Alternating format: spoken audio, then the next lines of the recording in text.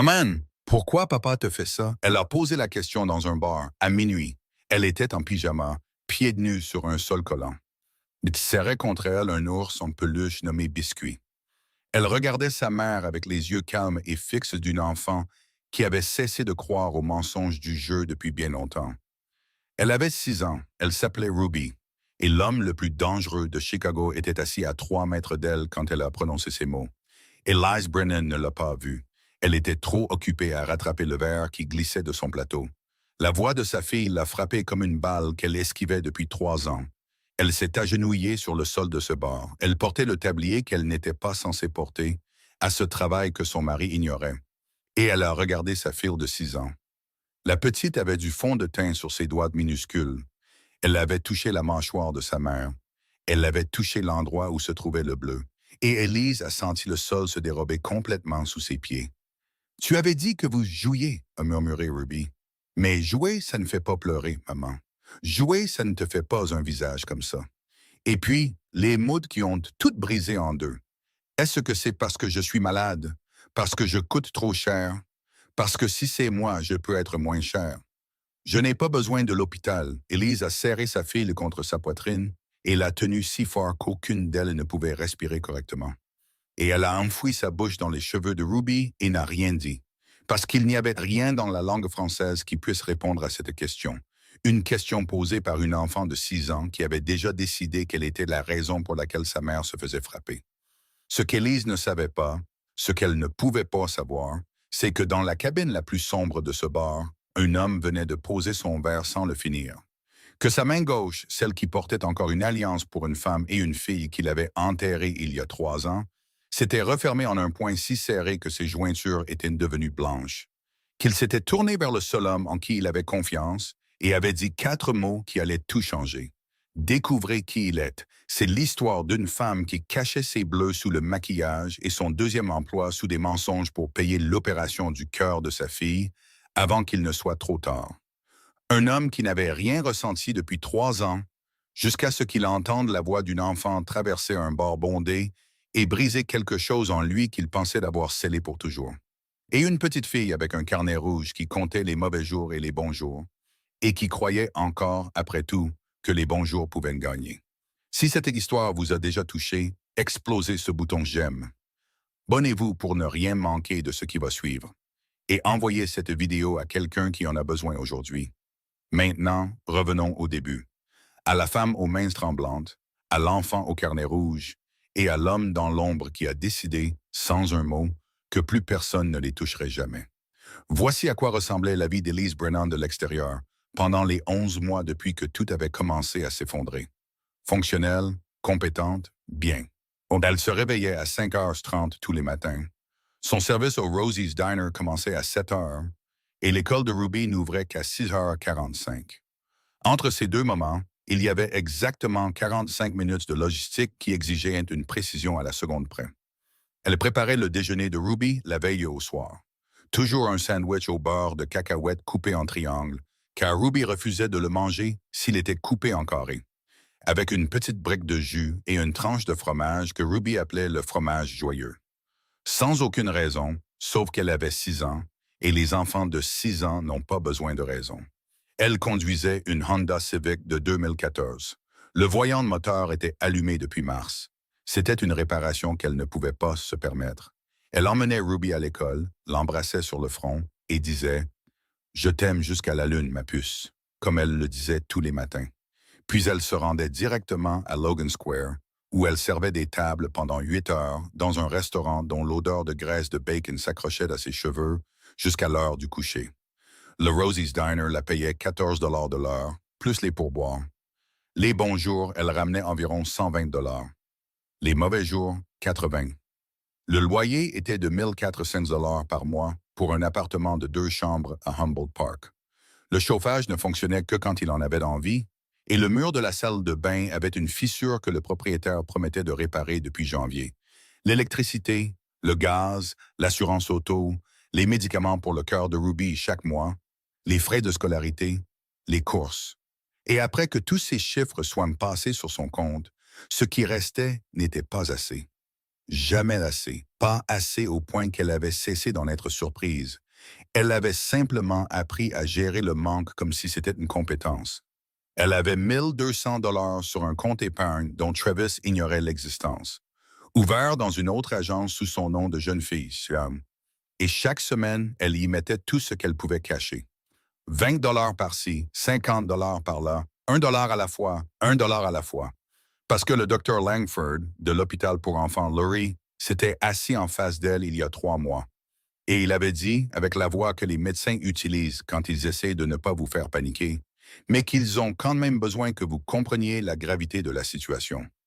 Que Ruby avait besoin d'une opération dans les 4 à 5 mois, que son petit cœur travaillait trop dur, que l'assurance couvrirait une partie, mais que le reste, environ 40 000 $, était sa responsabilité. 40 000 $, elle gagnait 1 200 $ par semaine si elle comptait les pourboires du bar. Et après avoir soustrait toutes les dépenses nécessaires pour les maintenir en vie, elle économisait environ 150 $ par semaine. Elle avait fait le calcul. Il lui fallait plus de 5 ans. Ruby avait 4 mois. C'était cette arithmétique qu'Élise portait avec elle partout. À chaque service, à chaque pas. Un compte à rebours qui tournait sans fin dans son esprit et que personne ne pouvait voir. C'est pourquoi elle travaillait au Crimson Lounge 4 soirs par semaine, du mercredi au samedi. Et de 21h à 2h du matin, dans la tenue noire qu'elle gardait cachée dans le coffre de sa voiture et qu'elle enfilait sur le parking avant son service. Travis pensait qu'elle faisait des services supplémentaires le soir au restaurant. C'est ce qu'elle lui avait dit, et il l'avait cru. Parce qu'il ne se souciait pas assez de vérifier, ou parce qu'il était avec Paige Whitmore et ne remarquait même pas si sa femme était rentrée. Les pourboires au bar étaient meilleurs qu'au restaurant, 150 à 200 $ par nuit, parfois plus si les groupes VIP étaient généreux. Et chaque dollar allait directement sur le compte secret, directement dans le cœur de Ruby, directement vers les 40 000 $ qu'elle poursuivait dans une course qu'elle savait perdue d'avance. Joanne, sa mère, vivait dans la banlieue de Berwyn, à 40 minutes de route de Chicago. Elle avait 58 ans et souffrait d'une arthrite si sévère que certains jours, elle ne pouvait pas ouvrir le couvercle de sa propre boîte de médicaments. Joanne savait que sa fille souffrait. Elle l'entendait dans la voix d'Élise chaque fois qu'elle se parlait au téléphone. Dans les silences entre les « je vais bien, maman », qu'Élise donnait trop vite, trop nettement, trop parfaitement. Mais Joanne ne pouvait pas beaucoup se déplacer, n'avait pas d'argent pour aider. Et l'impuissance d'une mère qui sait que son enfant se noie et ne peut pas la ramener, c'est une douleur particulière. Une douleur qu'elle gardait pour elle les nuits où elle restait éveillée à Berwyn, priant pour sa petite fille au cœur fragile et pour sa fille aux épaules trop frêles pour le poids qu'elle portait. Les amis d'Élise. Nadia Kowalski, la barmaid du Crimson Lounge, 29 ans, avec une bouche plus rapide que son cerveau, loyale jusqu'à la mort, et tout à fait consciente que le bleu sur le visage d'Élise ne venait pas d'une porte de placard. Nadia n'a pas reposé la question parce qu'elle l'avait posée 3 fois au cours des 3 premiers mois. Et les 3 fois, Élise l'avait regardée avec des yeux qui disaient « S'il te plaît, ne le fais pas », sans émettre un son. Alors Nadia a fait la seule chose qu'elle pouvait faire. Elle s'assurait qu'Élise soit toujours affectée à la section VIP où les pourboires étaient les plus élevés. Elle couvrait Élise quand celle-ci devait courir dans l'arrière-salle pour vérifier si Ruby allait bien, et elle n'a pas dit un seul mot à personne. C'était tout le filet de sécurité d'Élise Brennan. Une mère atteinte d'arthrite à Berwyn et une barmaid polonaise dans le West Loop. Pas de mari, car son mari était la personne dont elle avait besoin d'être protégée. Pas de famille, car sa famille se composait uniquement de sa mère malade en banlieue et d'une fille qui pesait 20 kilos avec un cœur qui comptait à rebours. Et Élise s'était habituée à cela, à être seule et à porter la responsabilité de chaque décision, de chaque facture, de chaque cauchemar à 2 heures du matin, de chaque fièvre, de chaque formulaire scolaire, de chaque ordonnance. Et elle était devenue si douée à cela que la plupart des gens avaient cessé de penser à lui demander si elle allait bien. Voici ce qu'il fallait comprendre à propos de Travis Brennan. Il ne frappait pas Élise tous les jours. C'était exactement ça le piège. S'il l'avait frappée tous les jours, elle serait partie. Parce que lorsque la violence est constante, il n'y a plus rien à espérer. Pas de meilleure version à attendre. Pas de matin où se dire que cette fois, c'était de la dernière fois. Mais Travis n'était pas constant. Il était un cycle. Et un cycle était plus dangereux que n'importe quel coup de poing. Parce qu'un cycle vous donnait juste assez de bons jours pour vous faire oublier que les mauvais allaient revenir. Entre les explosions, Travis Brennan était un mari presque normal. Il réparait le robinet de la salle de bain un dimanche matin, puis demandait à Elise si elle voulait un café. Il achetait une glace pour Ruby au magasin du coin et la soulevait sur ses épaules pour qu'elle soit plus haute que le monde entier. Et Ruby riait vraiment, du rire d'une enfant de 6 ans qui croyait que son père était bon parce que c'était la version de lui dont elle voulait se souvenir. Il disait pardon les lendemains de matin. Il le disait d'une voix qui croyait sincèrement qu'il était désolé. Et Elise le croyait presque, elle aussi. Parce que quand on vit avec quelqu'un assez longtemps, on commence à faire la différence entre de vraies excuses et de fausses. Et le pardon de Travis, ces matins-là, était réel, du moins au moment où il le disait. Le problème, c'est qu'un vrai pardon le matin n'arrêtait pas un vrai coup de poing le soir. Le cycle fonctionnait comme ça. Travis ne buvait pas parce qu'il était dépendant, mais parce qu'il avait peur. Il avait 30 ans, au chômage depuis 9 mois, depuis que le garage de Pilsen l'avait licencié. Et chaque jour qui passait sans qu'il trouve de travail était un jour où il se sentait plus petit à l'intérieur de l'appartement dont sa femme payait le loyer. Il se sentait petit. Il buvait pour ne pas le sentir. L'alcool ne l'aidait pas à cesser de sentir. Il transformait ce sentiment de petitesse en colère. Et la colère avait besoin d'un endroit où aller. Et cet endroit, c'était toujours Élise. Toujours. Parce qu'Élise était là. Parce qu'Élise ne se défendait pas. Parce qu'Élise avait appris que se défendre ne faisait qu'empirer les choses, les rendait plus longues, plus bruyantes. Et Ruby était dans la chambre d'à côté. Et puis il y avait Paige Whitmore, 25 ans, blonde, qui travaillait à l'ancien garage où Travis avait l'habitude de travailler. Elise l'a découvert il y a 4 mois, un jeudi soir, alors que Travis dormait sur le canapé, son téléphone s'allumant. Et Elise a vu la ligne de message, non pas parce qu'elle la cherchait, mais elle était là, brillante sur l'écran dans la pièce sombre, et elle en a lu assez pour comprendre. Pas un message, mais toute une conversation s'étalant sur des semaines, intime, sans équivoque, ne nécessitant aucune imagination. Elle a regardé ce téléphone pendant 6 minutes. 6 minutes exactes, car l'horloge du micro-ondes brillait en vert sur l'étagère de la cuisine. Et elle l'a regardé quand elle a commencé à lire, et l'a regardé à nouveau quand elle a reposé le téléphone. Puis elle est allée dans la chambre de Ruby, a vérifié que la petite fille dormait, a remonté la couverture sur ses épaules et n'a rien dit. Non pas parce qu'elle l'acceptait, mais parce qu'elle l'a calculé.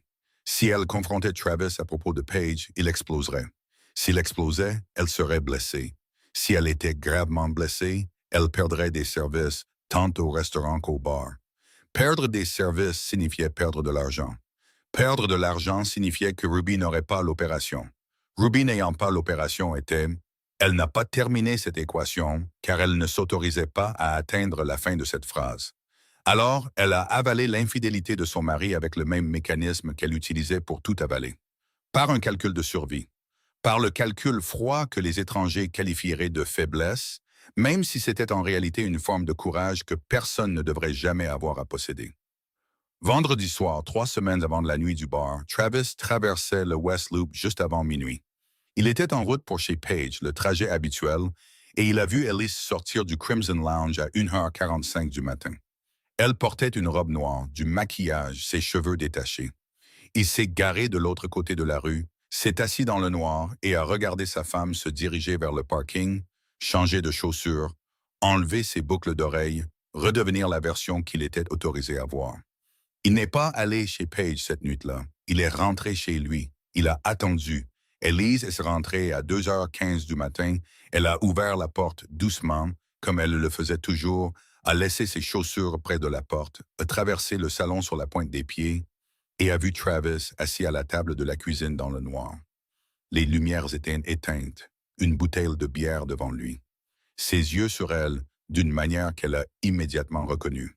Ce regard qui avait dépassé le stade de la discussion, dépassé le stade de l'explication, et était allé directement à l'endroit où ses mains iraient avant même que sa bouche ne puisse poser la question. Ce qui s'est passé ensuite, cette histoire ne le racontera pas depuis la cuisine. Cette histoire le raconte depuis la chambre de Ruby. Le bruit de la porte qui claque. Ruby a ouvert les yeux dans le noir. Biscuit était à côté de son oreiller. La veilleuse en forme d'étoile projetait de petites pointes de lumière sur le plafond. Le son de la voix de son père. Basse au début, puis haute, puis de nouveau basse, selon un rythme que Ruby avait entendu suffisamment de fois pour en connaître le schéma, pour savoir quand la voix de son père monterait au sommet, pour savoir quand ce son se transformerait en un autre son. Le son de sa mère qui parle d'une voix petite et ferme. Travis, Ruby dort, s'il te plaît.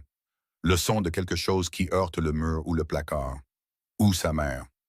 Ruby ne pouvait plus faire la différence et tchum, oui, car tout avait le même son quand on a 6 ans et qu'on est couché dans son lit en faisant semblant de dormir. Le silence. Le genre de silence qui était pire que le bruit, car le bruit au moins vous disait ce qui se passait. Mais le silence vous forçait à l'imaginer. Puis le son de sa mère qui pleure, très doucement, parce que sa mère pleurait toujours doucement. Ruby serra Biscuit plus fort.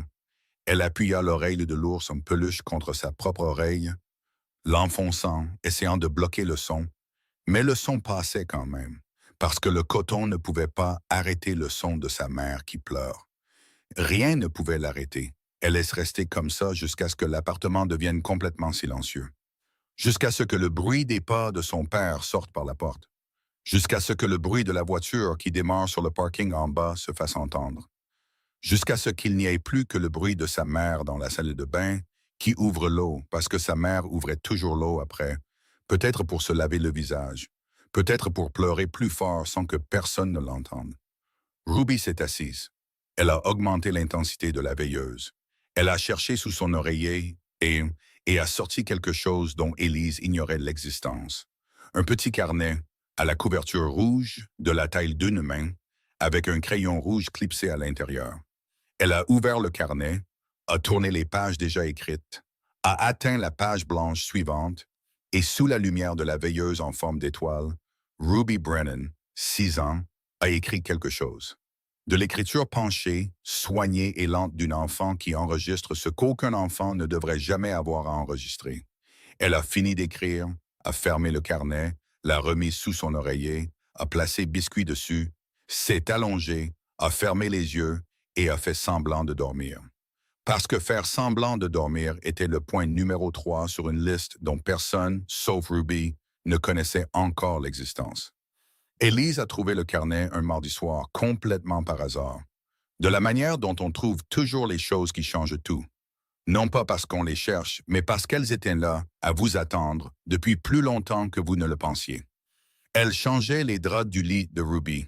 La petite fille était dans la salle de bain, se brossant les dents, chantant quelque chose qu'elle avait appris à l'école, se trompant dans toutes les paroles, mais chantant avec une confiance absolue. Et Élise a soulevé l'oreiller pour changer la tête, et le carnet est tombé. Petite couverture rouge, de la taille d'une paume. À l'intérieur, il y avait un crayon rouge clipsé entre les pages, le genre de crayon que l'école donne aux élèves de première année. Court, taillé de nombreuses fois.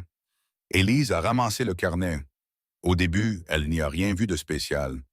Peut-être un journal intime, peut-être un jeu, peut-être un de ces projets secrets que les enfants de 6 ans créent avec le sérieux de quelqu'un qui rédige une constitution. Elle l'a ouvert.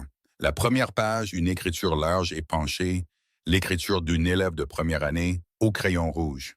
Le titre avait été écrit avec soin, chaque lettre claire, comme si Ruby avait longuement réfléchi avant de le poser sur le papier. Les bons jours de papa. En dessous, il y avait une liste, courte, 4 entrées. Lundi, papa a acheté de la glace. Jeudi, papa n'a pas crié. Dimanche dernier, papa a réparé le robinet. Papa a demandé à maman si elle voulait du café. Samedi, papa a porté Ruby sur ses épaules. 4 entrées. 4 bons jours de père que Ruby avait jugés dignes d'être rappelés, dignes d'être écrits. Élise a tourné la page. La deuxième page, même crayon rouge, même écriture soignée. Les mauvais jours de papa. Cette liste était plus longue, beaucoup plus longue. Elle remplissait toute la page 2 et débordait sur la page 3. L'écriture devenait plus petite vers le bas de la page, comme si Ruby essayait d'en mettre plus, mais manquait de place. Il y avait des dates, il y avait des détails. Vendredi, papa a crié fort. Maman est pleurée dans la salle de bain. Mercredi, bruit de choses qui se cassent dans la cuisine. Ruby était dans le placard avec biscuits. Samedi, papa a bu une canette, puis une autre, puis une autre. Maman a dit à Ruby d'aller jouer dans sa chambre. Lundi, papa n'est pas rentré. Mardi, papa est rentré tard.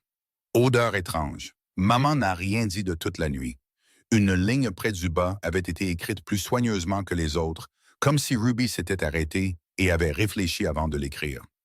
La nuit où papa a vu maman au bar, papa a attendu dans le noir.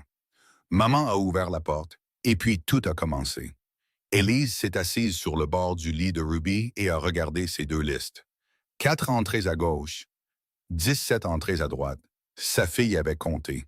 Sa petite fille avait 6 ans et elle s'était assise sous la veilleuse en forme d'étoile et avait compté les bons jours de père et les mauvais jours de père avec la précision froide de quelqu'un qui avait décidé que si personne d'autre ne tenait les comptes, elle le ferait elle-même. Elle a tourné vers la section suivante, une nouvelle page, un titre différent. Les choses qui font que maman arrête d'avoir mal. Une liste soigneusement numérotée. Numéro 1, faire un câlin à maman. Numéro 2, chanter la chanson que maman aimait. Numéro 3, faire semblant de dormir. Numéro 4, ne pas pleurer quand papa crie. Numéro 5, prier. Maman, Élise a lu le numéro 3 et s'est souvenue de toutes les nuits où elle avait pensé que Ruby dormait. Toutes les nuits où elle était passée sur la pointe des pieds devant la chambre de sa fille et avait vu ses yeux fermés, sa respiration régulière, et avait pensé « Au moins, elle n'entend pas. Au moins, elle est quelque part dans un rêve plus sûr que cet appartement. » Elle ne dormait pas. Elle n'avait jamais dormi. Elle était restée là, serrant biscuits et faisant semblant. Parce que faire semblant de dormir était sur la liste. Parce qu'elle avait transformé la protection de sa mère en un processus en 5 étapes qu'elle suivait chaque nuit comme une procédure. Élise a lu le numéro 4, ne pas pleurer quand papa crie. Et elle a pensé à toutes les fois où Travis avait crié et où Ruby était restée là, en silence, le visage vide, les yeux secs. Et Élise avait pensé, elle est forte, elle va bien, elle gère. Ou elle n'était pas forte, elle exécutait le numéro 4. Elle se forçait à suivre les instructions qu'elle s'était écrites parce que personne d'autre ne les avait écrites pour elle. 6 ans. 6 ans est déjà en train de créer ses propres règles de survie, y compris effacer ses propres émotions pour que les adultes autour d'elle aient un peu moins de mal. Elle a lu le numéro 5, prier. Un seul mot, pas d'explication. Aucune note sur pour qui elle priait, ni pourquoi, ni comment. Juste prier. Comme si c'était l'arme ultime dans l'arsenal d'un enfant de 6 ans, quand les 4 premières avaient échoué. La voix de Ruby venait de la salle de bain, chantant toujours, se trompant toujours dans les paroles, presque finies. Élise a posé le carnet sur ses genoux. Elle n'a pas pleuré. Elle voulait dire qu'elle n'avait plus de larmes, mais ce n'était pas la raison. La raison était que certaines choses dépassent les larmes. Certaines choses sont trop précises, trop nettes dans leur cruauté, trop claires dans chaque trait de crayon rouge pour que vos yeux sachent comment réagir. Elles ne passent pas par les yeux. Elles vont directement dans la poitrine et s'y installent. On ne les pleure pas. On apprend simplement leur forme et on les porte en avant. Élise a glissé jusqu'au sol de la chambre de Ruby, le dos contre le côté du lit, le carnet rouge sur ses genoux, le crayon rouge clipsé à l'intérieur. Et elle laisse rester assise là, dans la chambre de sa fille, avec les étoiles de la veilleuse éparpillées sur le plafond. Et elle a senti quelque chose se fissurer en elle, quelque chose de plus silencieux, de plus profond et de plus permanent que les larmes. Le bruit de l'eau dans la salle de bain s'est arrêté, le bruit de petits pieds sur le plancher en bois. Ruby entrerait dans la chambre dans 30 secondes. Élise a remis le carnet sous l'oreiller, exactement là où il était, a placé Biscuit dessus, s'est levée, a lissé le drap, et quand Ruby est entrée dans la chambre dans son pyjama à papillons, les cheveux mouillés, les dents brossées, Élise se tenait à côté du lit avec le sourire qu'elle avait pratiqué jusqu'à ce qu'il devienne parfait. Le sourire qui disait que tout allait bien, que le monde était sûr, que maman était là et que maman n'allait nulle part. Et Ruby s'est montée dans son lit et Élise a remonté la couverture jusqu'à ses épaules, lui a embrassé le front et a dit « Je t'aime jusqu'à la lune, ma puce. » Et Ruby a dit « Je t'aime plus, maman. » Et Élise est sortie de cette chambre, a traversé le petit couloir jusqu'à la salle de bain et a ouvert l'eau. parce qu'elle ouvrait toujours là après.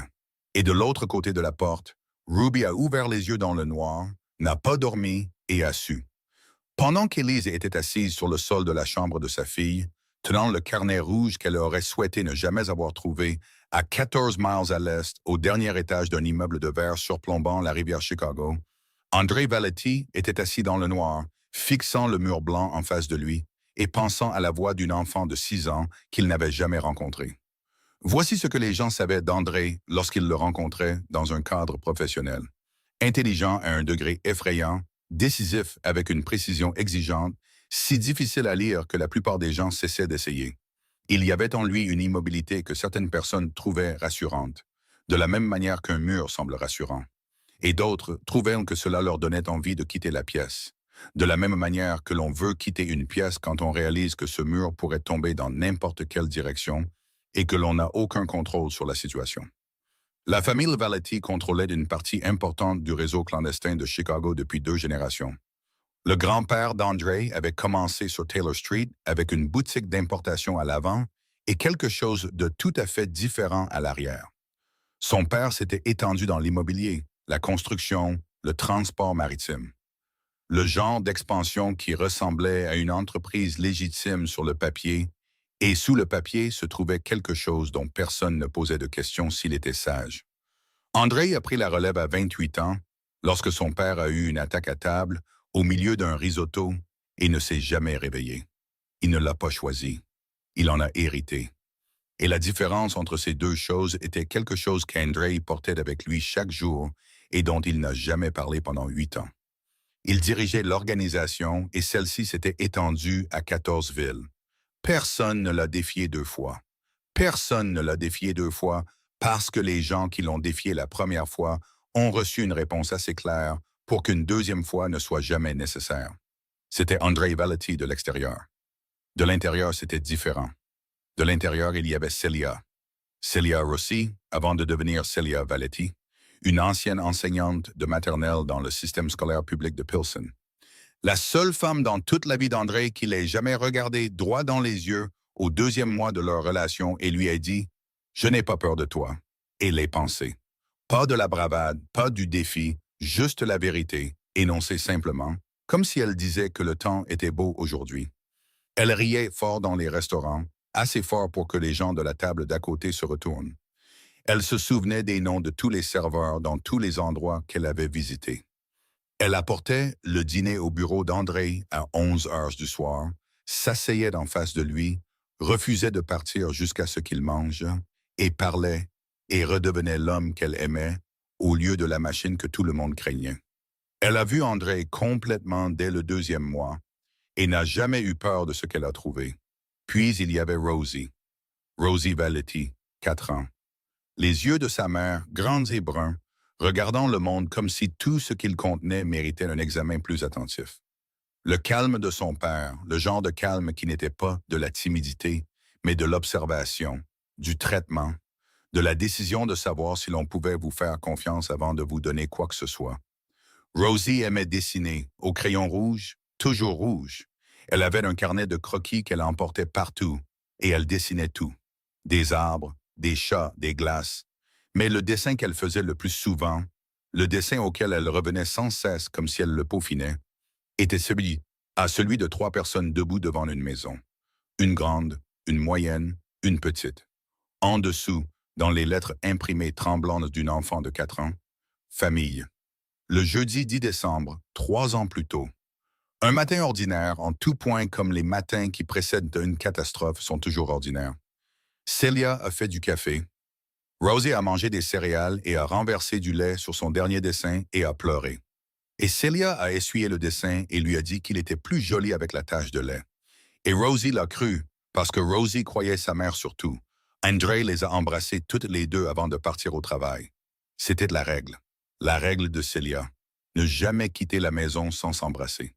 Même si vous étiez irrité, même si vous étiez en retard, même si vous étiez en colère pour quelque chose de si petit que vous l'auriez tous les deux oublié avant le déjeuner.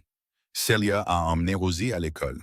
Le trajet familier, le SUV noir familier, l'intersection d'Ashland et de la 18e rue, 8h23 du matin. La bombe avait été placée sous le véhicule la nuit précédente. Frank Del Vecchio, un rival du territoire du Sud, qui avait perdu 2 zones rentables au profit d'André au cours des 6 mois précédents, et avait décidé que le message devait être envoyé non pas à André, mais à la chose qu'André aimait le plus. Parce que pour détruire un homme, il ne faut pas le tuer. Il faut tuer la raison pour laquelle il veut vivre. André a reçu l'appel à 8h47. Il s'est rendu à l'hôpital. Il s'est assis dans la salle d'attente pendant 3h10. Et puis un médecin est sorti et André a compris par le visage de l'homme avant qu'un seul mot ne soit prononcé. Parce qu'il y a des visages qui n'ont pas besoin de mots. Il y a des visages qui sont une phrase. Et ce visage disait « les deux », sa femme et sa fille. En même temps, à la même intersection, sous le même ciel de décembre, partis. 3 ans plus tard, 14 villes. New York, Miami, Los Angeles, Vegas, Seattle et d'autres endroits. André ne prenait pas la peine de se souvenir de leur nom car il ne restait jamais assez longtemps quelque part pour que cela devienne plus qu'une adresse temporaire. Le penthouse à Chicago, où il était retourné parce que le travail l'exigeait ici pour 3 à 4 mois, était vide. Rien sur les murs. Dans le placard, des costumes rangés par couleur. Dans la cuisine, une machine à café, une bouilloire, 2 tasses. Il avait mis une tasse au fond du placard le premier jour et n'utilisait que celle de devant, sans jamais se demander pourquoi, car il savait exactement pourquoi. Son alliance était toujours à sa main gauche. Personne dans l'organisation ne posait de questions. Donnie ne posait pas de questions. 36 ans, 15 ans aux côtés d'André, et Donnie Caruso comprenait que l'alliance n'était pas un bijou. C'était une tombe. Dans le coffre-fort du bureau, pas d'argent, pas de documents, mais un dessin au crayon rouge. 3 personnes debout devant une maison. Le mot tremblant en dessous, famille. Le cas de Frank Del Vecchio avait été réglé. André ne l'avait pas fait de ses propres mains. Il avait donné l'ordre en 4 mots. Donnie l'a exécuté. André n'a jamais demandé de détails, mais il n'a pas pu dormir pendant 3 nuits après. Non pas par regret, mais parce que cela ne changeait rien. Celia ne faisait toujours pas de café le matin. Rosie ne dessinait toujours pas un autre dessin. La deuxième tasse était toujours au fond du placard. Le matin après la nuit au bar, Donnie a posé un dossier sur le bureau d'André. Rien n'était écrit à l'extérieur. À l'intérieur, Travis Brennan, 30 ans, au chômage depuis 9 mois. Casier judiciaire, 2 arrestations pour violence domestique. La victime a retiré les plaintes les 2 fois. Un incident de conduite en état d'ivresse. Dette, 23 000 $. Liaison avec Paige Whitmore, 25 ans, employée à l'ancien garage.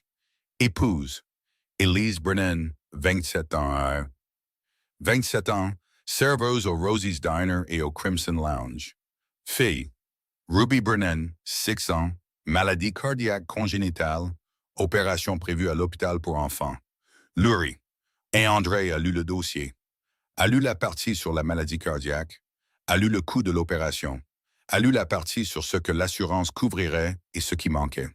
40 000 $. Il a posé le dossier, a regardé par la fenêtre. Chicago en octobre. Gris, froid, le genre de temps que Celia détestait et que Rosie aimait, parce que Rosie aimait porter des bonnets en laine.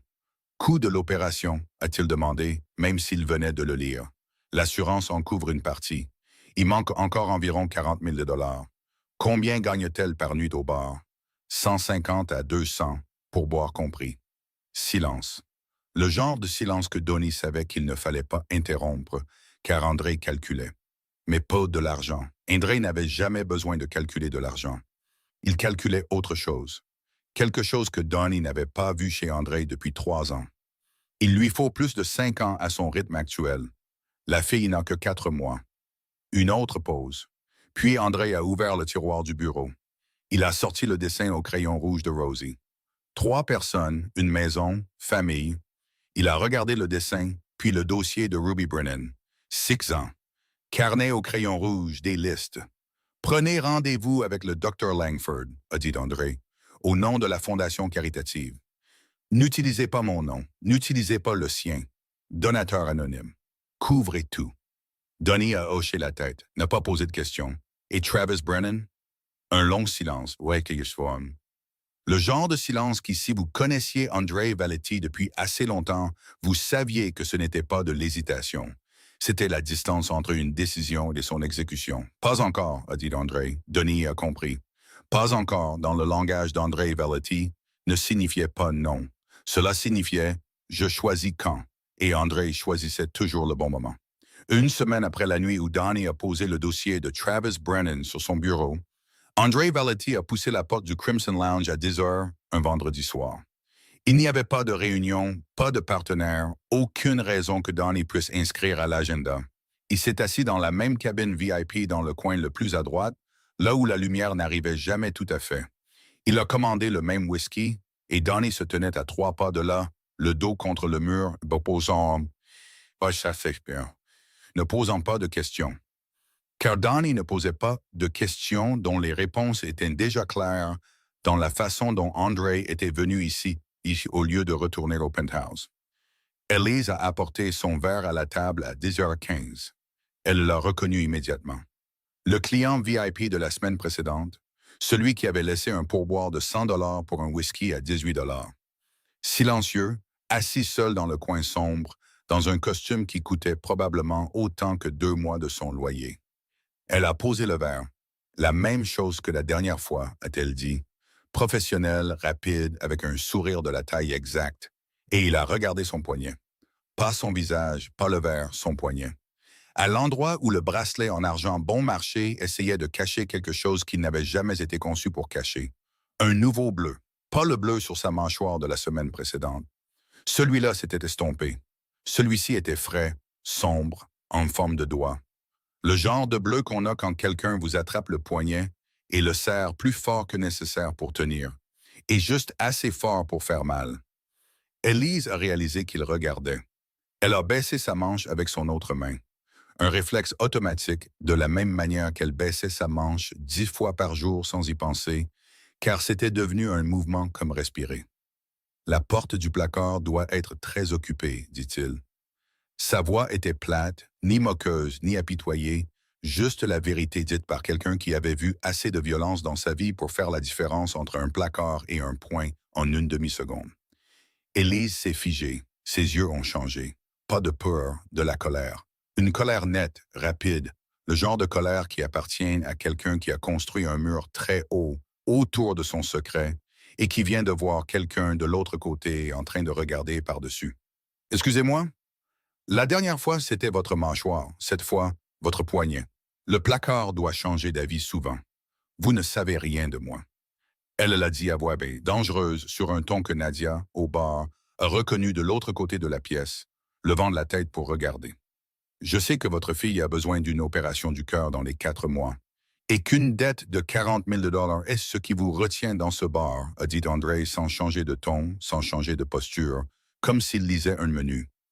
Je sais que vous travaillez ici 4 soirs par semaine et au Rosie's Diner pendant la journée, et que votre mari n'est pas au courant de ce travail. Je sais que vous calculez comment garder un enfant en vie avec des pourboires et du silence. » Silence. Le bar était toujours bruyant autour d'eux, mais à cette table, le monde s'était arrêté. Élise le regarda, non plus en colère. Autre chose, quelque chose à mi-chemin entre la peur et l'épuisement, et une troisième chose qu'elle ne pouvait nommer, mais qui ressemblait à ce qui se passe quand on se noie depuis très longtemps et que quelqu'un vient de vous faire remarquer que vous vous noyez et que vous ne savez pas si cela vous fait sentir plus léger ou plus lourd. « Qui êtes-vous? » demanda-t-elle. « Quelqu'un qui peut t'aider. » « Je n'ai besoin de l'aide de personne. Je n'ai pas demandé si vous en aviez besoin. J'ai dit que je pouvais. » Elle laisse rester là 3 secondes de plus, puis elle a pris son plateau et est allée servir la table suivante, sans se retourner vers la cabine VIP pour le reste de la nuit. Mais elle ne lui a pas dit de partir. Et André, qui avait bâti tout un empire sur la capacité de lire ce que les gens ne disaient pas, a entendu cela plus clairement que n'importe quelle réponse. 2 heures du matin, le Crimson Lounge fermait. Les derniers clients sont partis. Freddie Hill essuyait le bar, a vu qu'André était toujours assis dans la cabine VIP, a vu Elise enlever son tablier au bout du comptoir et a décidé que ce soir était une très bonne nuit pour nettoyer l'arrière-salle de stockage pendant très très longtemps. Parce que Freddie devait assez à André Valetti pour savoir que quand André restait après la fermeture, on faisait de la place. On ne posait pas de questions. On disparaissait. Élise s'est assise en face d'André, non pas parce qu'elle lui faisait confiance, non pas parce qu'elle le voulait, parce qu'elle était fatiguée. Fatiguée comme elle l'était depuis 11 mois. Mais ce soir, c'était plus lourd que d'habitude. Peut-être parce que son poignet lui faisait encore mal. Peut-être parce que Travis avait recommencé à boire ce soir avant qu'elle ne parte au travail, et elle savait exactement quelle version de lui l'attendrait à son retour. Peut-être parce que parfois, on soutient un mur trop longtemps, et il suffit qu'un étranger regarde au bon endroit pour que le mur veuille tomber. Elle ne le regarda pas. Elle regarda le verre d'eau que Nadia lui avait laissé avant de quitter le bar, le verre avec du citron sur le bord, parce que Nadia ajoutait toujours du citron, parce que Nadia se souvenait des petites choses, et elle dit à voix basse, la voix qu'elle utilisait pour se dire la vérité à 2 heures du matin dans le miroir de la salle de bain. Ma fille a 6 ans et elle tient les comptes. André la regarda. Elle a un carnet rouge sous son oreiller. Elle compte les mauvais jours et les bons jours, les dates, les détails. Elle a 6 ans et elle constitue un dossier plus précis que n'importe quel rapport de police parce qu'elle ne sait pas mentir. Elle s'arrêta, déglutit, continua. Elle a une liste. Les choses qui font que maman arrête d'avoir mal. Le numéro 3 est de faire semblant de dormir. Le numéro 4 est de ne pas pleurer quand papa crie. Elle leva les yeux secs au-delà des larmes, au-delà des explications, simplement en disant la vérité, parce que la vérité était trop lourde depuis trop longtemps. Elle a 6 ans, elle compte. Le bar était silencieux, le lève-vaisselle dans l'arrière-cuisine. Chicago au-delà de la vitre. André ne dit rien pendant un long moment.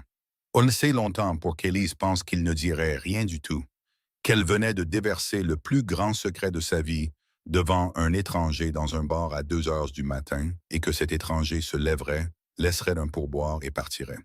Puis il dit très doucement, plus doucement que n'importe quelle voix qu'Élise avait jamais entendue d'un homme qui lui ressemblait. Ma fille dessinait. Élise le regarda au mot « dessinait ». Rosie, 4 ans, crayon rouge, toujours rouge. Il s'arrêta. Elle aimait dessiner 3 personnes devant une maison. Une autre pause. Elle et sa mère sont mortes il y a 3 ans. Voiture piégée.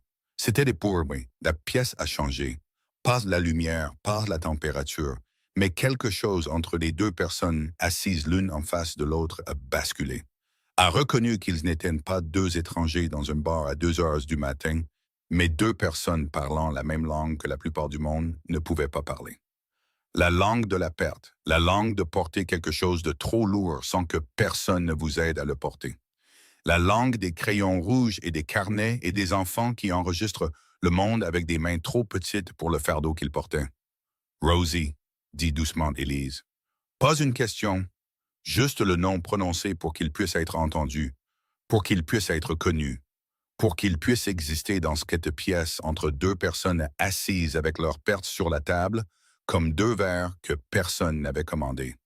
Rosie, confirma André. Et dans le silence qui suivit, entre le lave-vaisselle, le vent de Chicago et l'horloge murale qui comptait lentement 2h15, 2h16, 2h17, 2 personnes qui avaient vécu dans des mondes complètement différents se regardèrent à travers la petite table du bar fermé et comprirent, sans avoir besoin d'en dire plus, que chacun d'eux regardait dans un miroir de lui-même. Pas la même douleur, pas la même histoire, mais la même vérité. Il l'avait portée seul pendant trop longtemps, et ce soir, pour la première fois, il y avait quelqu'un de l'autre côté de la table. Travis Brennan n'était pas stupide. Il était lâche, violent, le genre d'homme qui transformait sa propre peur en point. Mais il n'était pas stupide. Et quand un homme qui n'est pas stupide mais qui est un lâche, sans le contrôle lui échapper, il n'utilise plus ses mains. Il utilise le système. 2 semaines après la nuit où Élise et André se sont assis l'un en face de l'autre à 2 heures du matin au Crimson Lounge, Travis a appelé la ligne anonyme des services de protection de l'enfance de l'Illinois. Il a appelé d'un téléphone prépayé acheté dans une supérette sur Pulaski. Et il a parlé d'une voix étudiée, une voix inquiète, la voix d'un citoyen concerné, disant qu'une femme nommée Elise Brennan à Humboldt Park négligeait sa fille de 6 ans, que l'enfant avait une maladie cardiaque, que la mère emmenait sa fille dans un bar la nuit au lieu de rester à la maison pour s'occuper d'elle, que l'enfant avait été vu assise seule dans une arrière-salle à minuit, que des hommes étranges entraient et sortaient régulièrement de la vie de sa mère, Il savait exactement quels mots utiliser. Il savait exactement sur quel bouton appuyer. Il savait que les services de protection de l'enfance n'avaient pas besoin de preuves pour ouvrir un dossier. Seulement un appel, une accusation, un bout de papier, et la machine se mettrait en marche. Et une fois que cette machine se mettait en marche, la personne sous ses rouages était celle qui devait prouver son innocence, pas l'inverse. Les services de protection de l'enfance ont ouvert une enquête le lundi. En même temps, et c'est là que Travis Brennan a prouvé qu'il n'était pas stupide, même s'il était toutes les autres choses terribles, il a contacté un avocat. Bon marché, trouvé en ligne. Le genre d'avocat qui fait de la publicité sur les bus, mais quand même un avocat, toujours avec un sceau, sachant toujours comment rédiger une requête. Travis a déposé une requête pour la garde temporaire auprès du tribunal de la famille du comté de Cook. La raison invoquée dans le dossier, la mère travaillait dans un environnement inadapté à un jeune enfant. Il y avait des preuves qu'elle emmenait l'enfant dans un bar après les heures d'ouverture. Il y avait des contacts avec des individus dangereux, un historique de logement et de finances instables. L'agresseur utilisait le système juridique comme une arme contre la victime. Et le système, parce qu'il était construit sur des papiers plutôt que sur la vérité, a accepté le dépôt et a programmé une audience préliminaire. Elise a reçu l'enveloppe du tribunal le mardi après-midi. Le facteur la lui a remise alors qu'elle ramenait Ruby de l'école. Tenant toujours la boîte à lunch vide et le sac à dos tortue nommé Gerald, que Ruby avait nommé il y a longtemps, même si ce n'était pas du tout une tortue, mais un ours, mais Ruby disait qu'il ressemblait à une tortue, donc c'était une tortue. Elle se tenait dans le couloir de l'appartement, a déchiré l'enveloppe et a lu les mots imprimés. Langage juridique. Le requérant Travis Michael Brennan demande une modification temporaire de l'arrangement de garde. Le modèle d'emploi de la répondante dans des établissements de fin de soirée. L'intérêt supérieur de l'enfant mineur.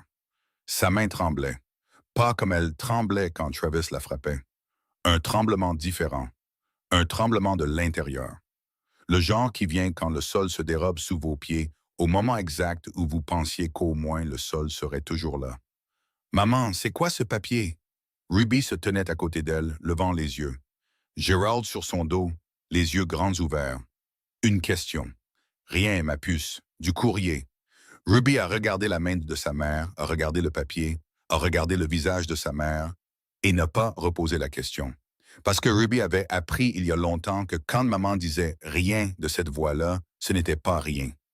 Mais poser plus de questions rendrait maman plus triste, et rendre maman plus triste n'était pas sur la liste des choses qui font que maman arrête d'avoir mal. Cette nuit-là, après que Ruby se soit endormie, Elise a fait la chose qu'elle savait ne pas devoir faire, mais qu'elle ne pouvait s'empêcher de faire. Elle a pris le carnet rouge sous l'oreiller de Ruby. Elle avait besoin de savoir. Elle avait besoin de savoir ce que la petite fille avait écrit après la nuit de vendredi dernier. Après le bruit de la porte qui claque et le bruit de sa mère qui pleure sous l'eau courante, et toutes les choses qu'Élise pensait que Ruby n'entendait pas. Elle a ouvert le carnet, a tourné les pages qu'elle avait déjà lues, a atteint la page intitulée « Les choses qui font que maman arrête d'avoir mal ». Les 5 mêmes anciennes entrées étaient toujours là. Mais maintenant, il y en avait une 6e, nouvelle. Les marques de crayon rouge semblaient plus vives, plus fraîches, l'écriture plus soignée, comme si Ruby avait passé plus de temps sur cette ligne, avait réfléchi plus longtemps, avait choisi les mots plus soigneusement. Numéro 6, l'homme du bord de maman. Maman tremble moins. Élise a fixé la ligne, l'a relue une fois de plus. L'enfant avait remarqué André. Pas de la nuit où Ruby a couru sur le sol du bar. Plutôt que ça. Peut-être d'une des fois où Ruby était assise dans l'arrière-salle et regardait par la fente de la porte. Peut-être de la façon dont Élise rentrait à la maison après les services au Crimson Lounge, les soirs où André était là, et bougeait différemment, plus légère, moins tremblante. Et les enfants remarquent ces changements avant même que les adultes ne sachent qu'ils ont changé. Maman tremble moins, et Élise a compris que sa fille l'avait observée assez attentivement pour remarquer la différence entre les nuits où cet homme était au bar et les nuits où il n'y était pas, et avait décidé que cette différence valait la peine d'être enregistrée, d'être placée à côté de « faire un câlin à maman », chanter la chanson que maman aime, faire semblant de dormir, ne pas pleurer et prier.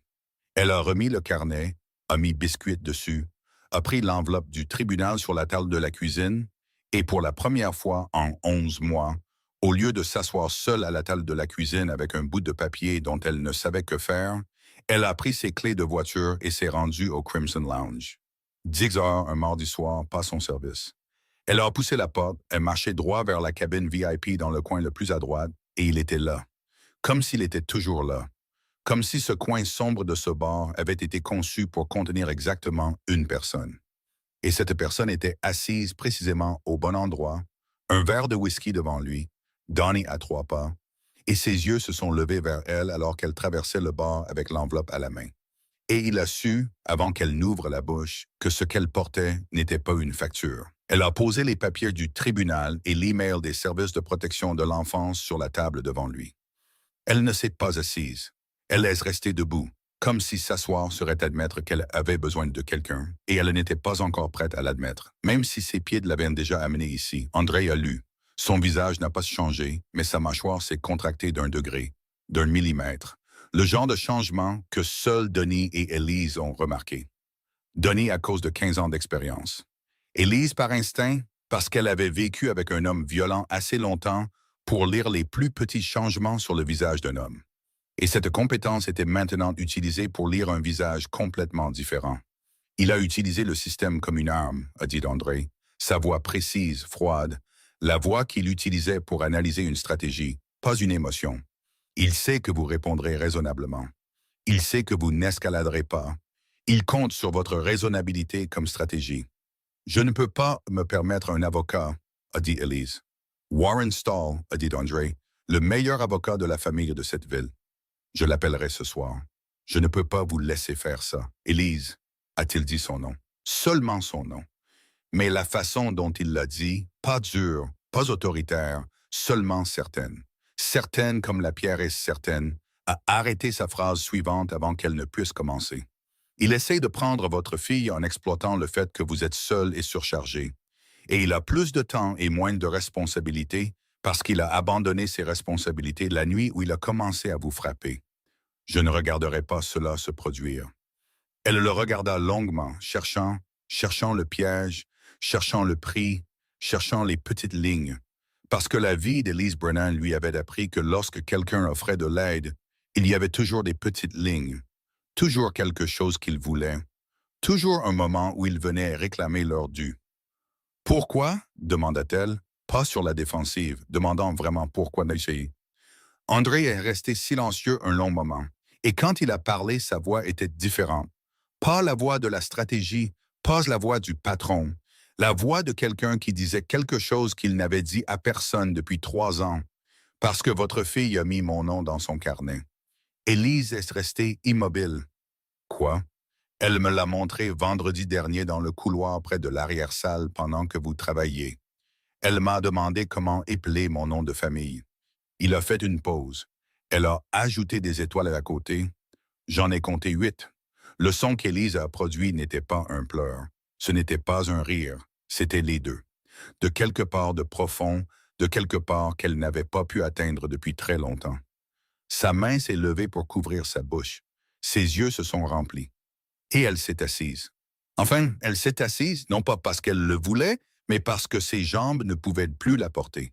Parce que sa fille de 6 ans était allée demander comment épeler le nom de l'homme le plus dangereux de Chicago et avait dessiné 8 étoiles à côté de ce nom. Parce que 8 était le plus grand nombre qu'elle pensait être suffisant pour quelqu'un d'important. André la regarda, elle le regarda, et entre eux sur la table, les papiers du tribunal et l'email des services de protection de l'enfance gisaient en silence. Parce qu'ils étaient toujours là, toujours réels, toujours dangereux. Mais maintenant, ils n'étaient plus les seules choses sur la table. 3 jours avant l'audience préliminaire, Travis Brennan s'est présenté à la porte de l'appartement à 7 heures du soir, en prévenant. Pas d'appel, pas de texto. Il était simplement là quand Élise a ouvert la porte, portant le manteau qu'il portait quand il voulait faire bonne impression. Col relevé, cheveux gominés, ressemblant à la version de lui-même qu'il présentait au monde extérieur. La version qui, si vous ne le connaissiez pas, vous ferait penser que c'était un homme décent, et c'était la partie la plus effrayante, car cette version était très convaincante.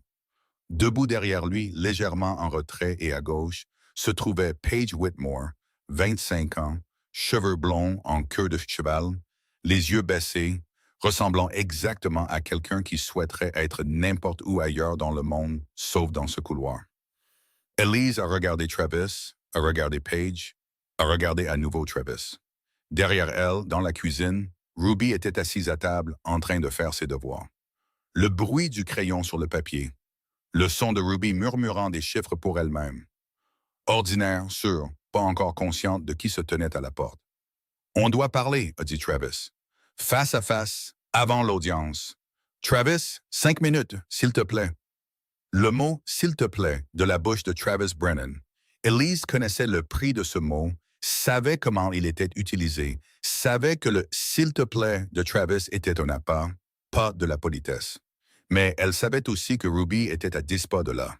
Et si cette conversation avait lieu dans la cuisine, la petite fille entendrait tout et le numéro 4 de sa liste s'activerait, et elle resterait assise en silence sans pleurer pendant que ses parents détruisaient l'air autour d'elle.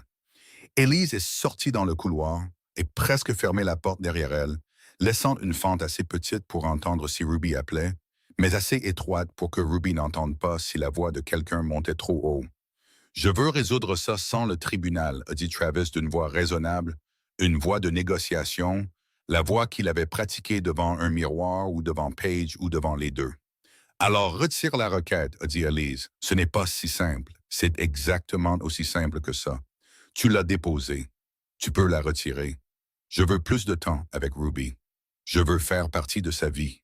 Alors fais partie de sa vie, Travis. Sois présent. Sois là. Tu n'as pas besoin d'un avocat pour ça. » Il la regarda.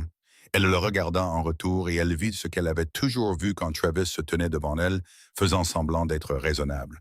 Elle vit le calcul derrière ses yeux, la petite machine qui tournait, évaluant où elle céderait, cherchant le point faible, parce que c'était comme ça que Travis fonctionnait. Il n'affrontait pas les choses de front. Il trouvait l'endroit où vous étiez le plus faible et poussait là. Mon avocat dit que le tribunal tiendra compte de l'amélioration de ma situation. Il a dit « horaire flexible, relation stable ». Il n'a pas regardé Paige en disant « relation stable ». Mais Paige a tressailli, un petit mouvement des épaules, le genre de tressaillement que seules les femmes remarquent chez d'autres femmes. « L'amélioration de ta situation », a répété Elise, sa voix plate. « Tu es au chômage depuis 9 mois. Tu as une condamnation pour conduite en état d'ivresse. Tu as 2 arrestations pour violence domestique à ton actif. Que tu as retiré. Que j'ai retiré parce que j'avais peur de ce que tu ferais si je ne le faisais pas, Travis. Et nous le savons tous les deux. » Silence dans le couloir. Les tuyaux bourdonnaient à l'intérieur des murs. La lumière fluorescente au-dessus de leur tête clignotait selon le même cycle que personne ne réparait jamais. « Je veux ce qu'il y a de mieux pour Ruby », a dit Travis. Et ce fut le moment où Elise Brennan, la femme qui avait avalé l'infidélité et avalé les coups, et tout avalé à cause du calcul de survie, a décidé d'arrêter d'avaler. « Tu veux ce qu'il y a de mieux pour Ruby ?» dit-elle, sa voix basse, calme. Le genre de calme qui, si vous connaissiez Elise, vous saviez qu'il était plus dangereux que de crier, car crier était une perte de contrôle. Et ce calme était un contrôle total, compressé en un seul point. Ruby tient un carnet, Travis. Tu le savais? Il ne dit rien. Couverture rouge, crayon rouge, sous son oreiller. Elle le tient depuis des mois. Elle note les bons jours et les mauvais jours, les dates, les détails. Elle note quand je pleure dans la salle de bain. Elle note quand elle se cache dans le placard avec biscuits. Elle note quand tu rentres à la maison avec une odeur de parfum qui n'est pas la mienne. Paige, derrière Travis, porta une main à sa bouche. « Elle a 6 ans, dit Elise, et sa voix ne se brisa pas. Elle se durcit, plus claire, plus nette, et elle a constitué un dossier plus précis que n'importe quel avocat ne pourrait le faire, parce qu'elle ne sait pas mentir. Elle écrit juste ce qu'elle voit, chaque nuit, sous sa veilleuse, avec son ours en peluche à côté d'elle. Travis chancela. Pas physiquement, il était toujours debout. Mais quelque chose derrière ses yeux a changé. Quelque chose qu'il avait construit pour se convaincre qu'il était la victime. Qu'Élise était le problème. Que cette affaire de garde était juste, et cette chose venait d'être percée par l'image de sa fille de 6 ans, assise sous sa veilleuse, enregistrant les nuits où il frappait sa mère. Paige pleurait silencieusement, sans bruit, des larmes coulant sur son visage. Ses yeux sur Élise avaient quelque chose qu'Élise reconnut comme de la honte. Honte d'être là. Honte d'être à côté de cet homme. Honte de savoir et de rester quand même. Retire la requête, dit Élise. Signe les papiers du divorce où ce carnet va au tribunal. Chaque page, chaque entrée, de son écriture, au crayon rouge. Et tu me diras quel juge du comté de Cook va lire la liste d'une enfant de 6 ans sur les nuits où son père a fait pleurer sa mère et statuer en ta faveur. Travis la regarda la porte presque fermée derrière elle, où Ruby était à l'intérieur en train de faire ses devoirs, murmurant des chiffres pour elle-même, ne sachant pas qu'à 10 pas de son appartement, le carnet rouge venait de devenir une arme. « Je ne suis pas un mauvais père, » dit Travis.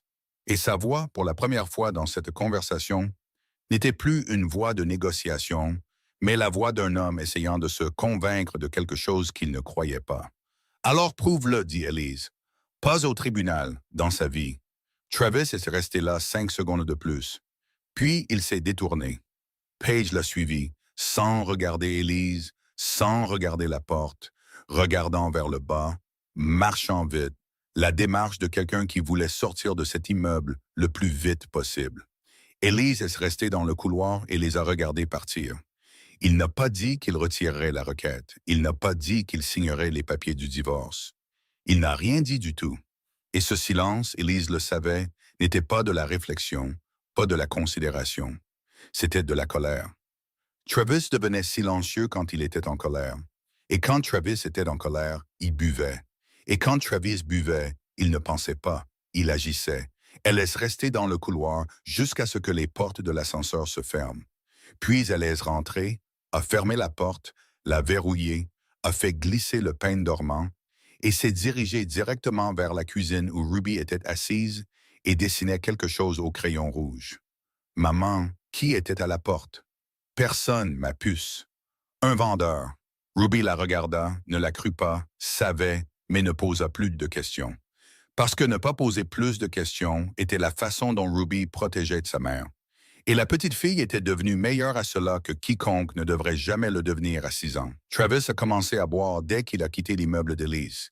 Il s'est rendu directement dans un bar de Pilsen, pas le Crimson Lounge, un bar bon marché où personne ne connaissait son nom et où personne ne s'en souciait. Et il est resté assis là de 8 heures du soir à 11 heures et a bu régulièrement. Non pas pour oublier, mais pour nourrir la chose qui grandissait en lui depuis qu'Élise avait prononcé le mot « carnet » dans ce couloir, parce que c'était ça qui le rongeait de l'intérieur. Pas la peur du tribunal, pas la peur de perdre Ruby, mais la vérité que sa fille s'était assise sous sa veilleuse et avait écrit les nuits où il frappait sa mère. Et cette vérité le fixait à travers le fond de son verre, et il ne pouvait pas supporter son visage. Alors il a bu pour la noyer, et l'alcool ne l'a pas noyé. Il l'a transformé en quelque chose qu'il savait mieux gérer. En colère, en main serrée, en la seule question que les hommes comme Travis se posent quand ils sentent le monde leur échapper. Qui prend ce qui m'appartient? Il est arrivé au Crimson Lounge à 11h45, assez ivre pour ne pas avoir peur, pas assez ivre pour ne pas pouvoir marcher. Il a poussé la porte et l'odeur d'alcool est entrée avant lui. Et le gardien de sécurité à l'entrée, un grand type nommé Pete, que Freddie avait engagé parce que Pete savait quand laisser entrer des gens et quand les arrêter, a regardé Travis et a su que c'était le genre de problème pour lequel Pete n'était pas assez payé. Mais Travis l'avait déjà dépassé avant que Pete ne puisse se décider. Le bar était bondé, la musique jouait, les lumières étaient bonnes. Élise était au comptoir, le dos à la porte, posant 2 cocktails sur un plateau, et elle n'a pas vu Travis jusqu'à ce qu'il soit juste derrière elle. Jusqu'à ce que sa main attrape son poignet, le même poignet qui portait encore le bleu de la dernière fois qu'il l'avait attrapé, et la tire brusquement. Les verres sur le plateau se sont renversés. L'alcool s'est répandu sur le bar. Toute la partie la plus proche de la pièce est devenue silencieuse. « Qui te paye? » a crié Travis, pas aussi fort qu'il le pouvait, mais assez fort pour que 10 personnes autour de lui l'entendent. Assez fort pour que Nadia, derrière le bar, lève les yeux. Assez fort pour que Freddie Hale, à l'autre bout du comptoir, se redresse de toute sa hauteur. Avec qui tu couches? Qui est derrière l'avocat? Qui paye pour tout ça? Il a resserré sa prise sur son poignet. Élise n'a pas crié. Elle n'a pas crié parce qu'elle avait appris que crier quand Travis resserrait sa prise ne faisait que le faire serrer plus fort. Et à la place, elle a utilisé la voix qu'elle utilisait toujours. Basse égale la voix pour négocier avec des bombes. Travis, lâche-moi. Il y a des gens ici. Je me fiche des gens. Je me soucie de ma femme qui se faufile dans mon dos dans cet endroit, habillée comme ça, faisant Dieu sait quoi avec Dieu sait qui. Nadia est sortie de derrière le bar. Freddie a pris son téléphone.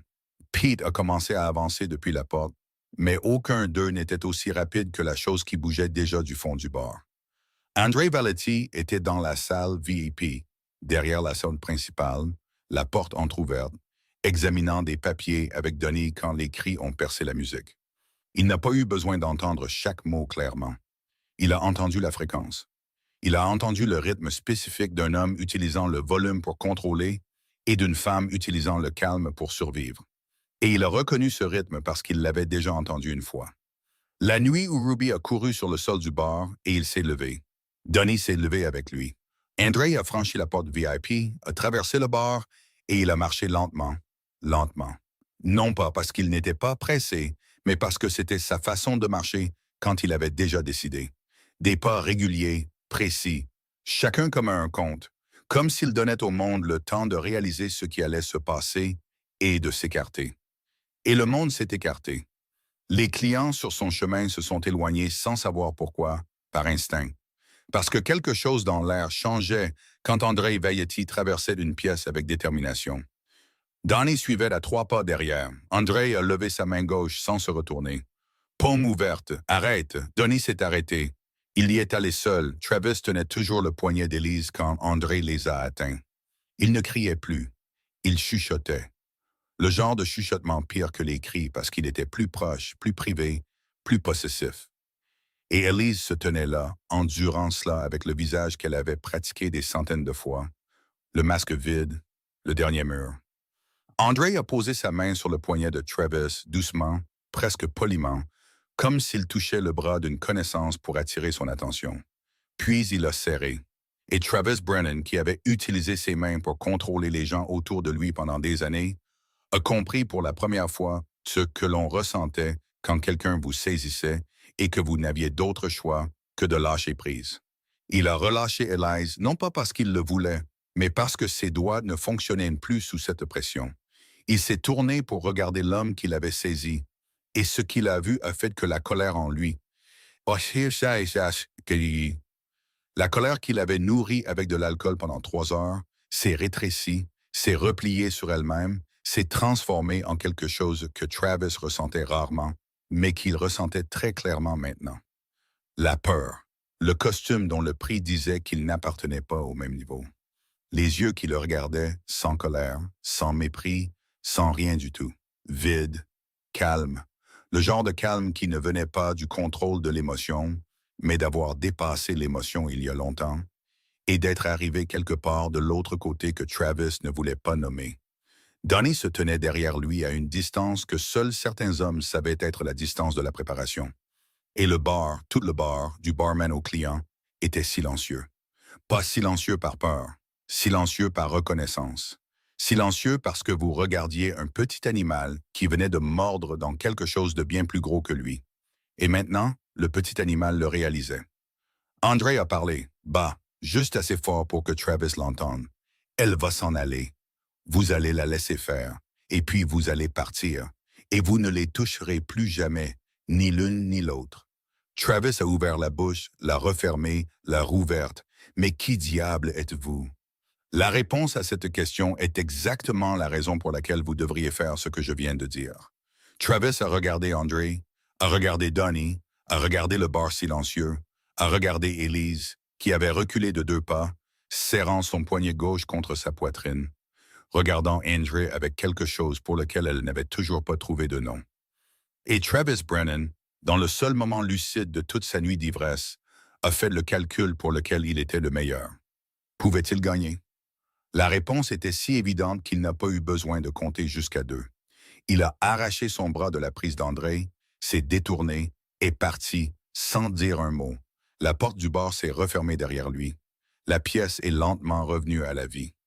La musique revenant, les voix revenant comme si quelqu'un avait appuyé sur play après avoir appuyé sur pause. Mais au comptoir, Élise se tenait toujours immobile, son poignet gauche serré contre sa poitrine. Et elle a regardé André Valetti, qui se tenait là où Travis venait de se tenir, mais occupant l'espace d'une manière complètement différente. Et elle a dit, sa voix tremblante mais pas brisée, « Qui êtes-vous vraiment? J'ai besoin de vous entendre le dire. » André la regarda longuement et il ne mentit pas, parce qu'il ne lui avait pas menti depuis la première nuit et il n'allait pas commencer maintenant.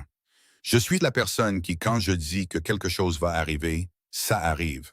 Pas à cause de la loi, pas à cause de la morale. Parce que je l'ai dit. Élise le regarda, vit à la fois la protection et l'obscurité, vit à la fois l'abri et la tempête, vit à la fois la main qui venait d'écraser le poignet de son mari avec une force qu'elle savait capable de bien plus que de serrer. « Et le prix? » demanda-t-elle. « Quel est le prix pour tout ça? » André la regarda, et quand il répondit, sa voix n'était pas la voix du patron, n'était pas la voix d'un homme aux commandes, mais la voix de quelqu'un debout dans un bar près de minuit et disant la seule vérité qu'il avait. « Il n'y a pas de prix. Je n'achète pas les gens, Élise. J'ai perdu des gens. C'est différent. » L'opération était prévue pour le jeudi de la 3e semaine de novembre. 6 heures du matin, hôpital pour enfants Lurie, 7e étage, cardiologie pédiatrique. Élise a amené Ruby à 5h15 car l'admission commençait à 5h30. Et Élise était réveillée depuis 3 heures du matin parce qu'elle ne pouvait pas dormir. Non pas à cause de l'inquiétude, mais parce qu'elle avait dépassé l'inquiétude vers 1 heure du matin. Et à 3 heures, elle était dans un état qu'elle ne pouvait décrire que comme une alerte totale, vive, aiguisée, chaque sens pleinement ouvert. Le genre d'alerte qui appartient à quelqu'un qui compte à rebours jusqu'à quelque chose qu'elle ne peut pas contrôler. Et la seule façon de l'endurer était de tout contrôler autour. Elle avait préparé le sac de Ruby la veille. Biscuits, bien sûr, le pyjama à papillons.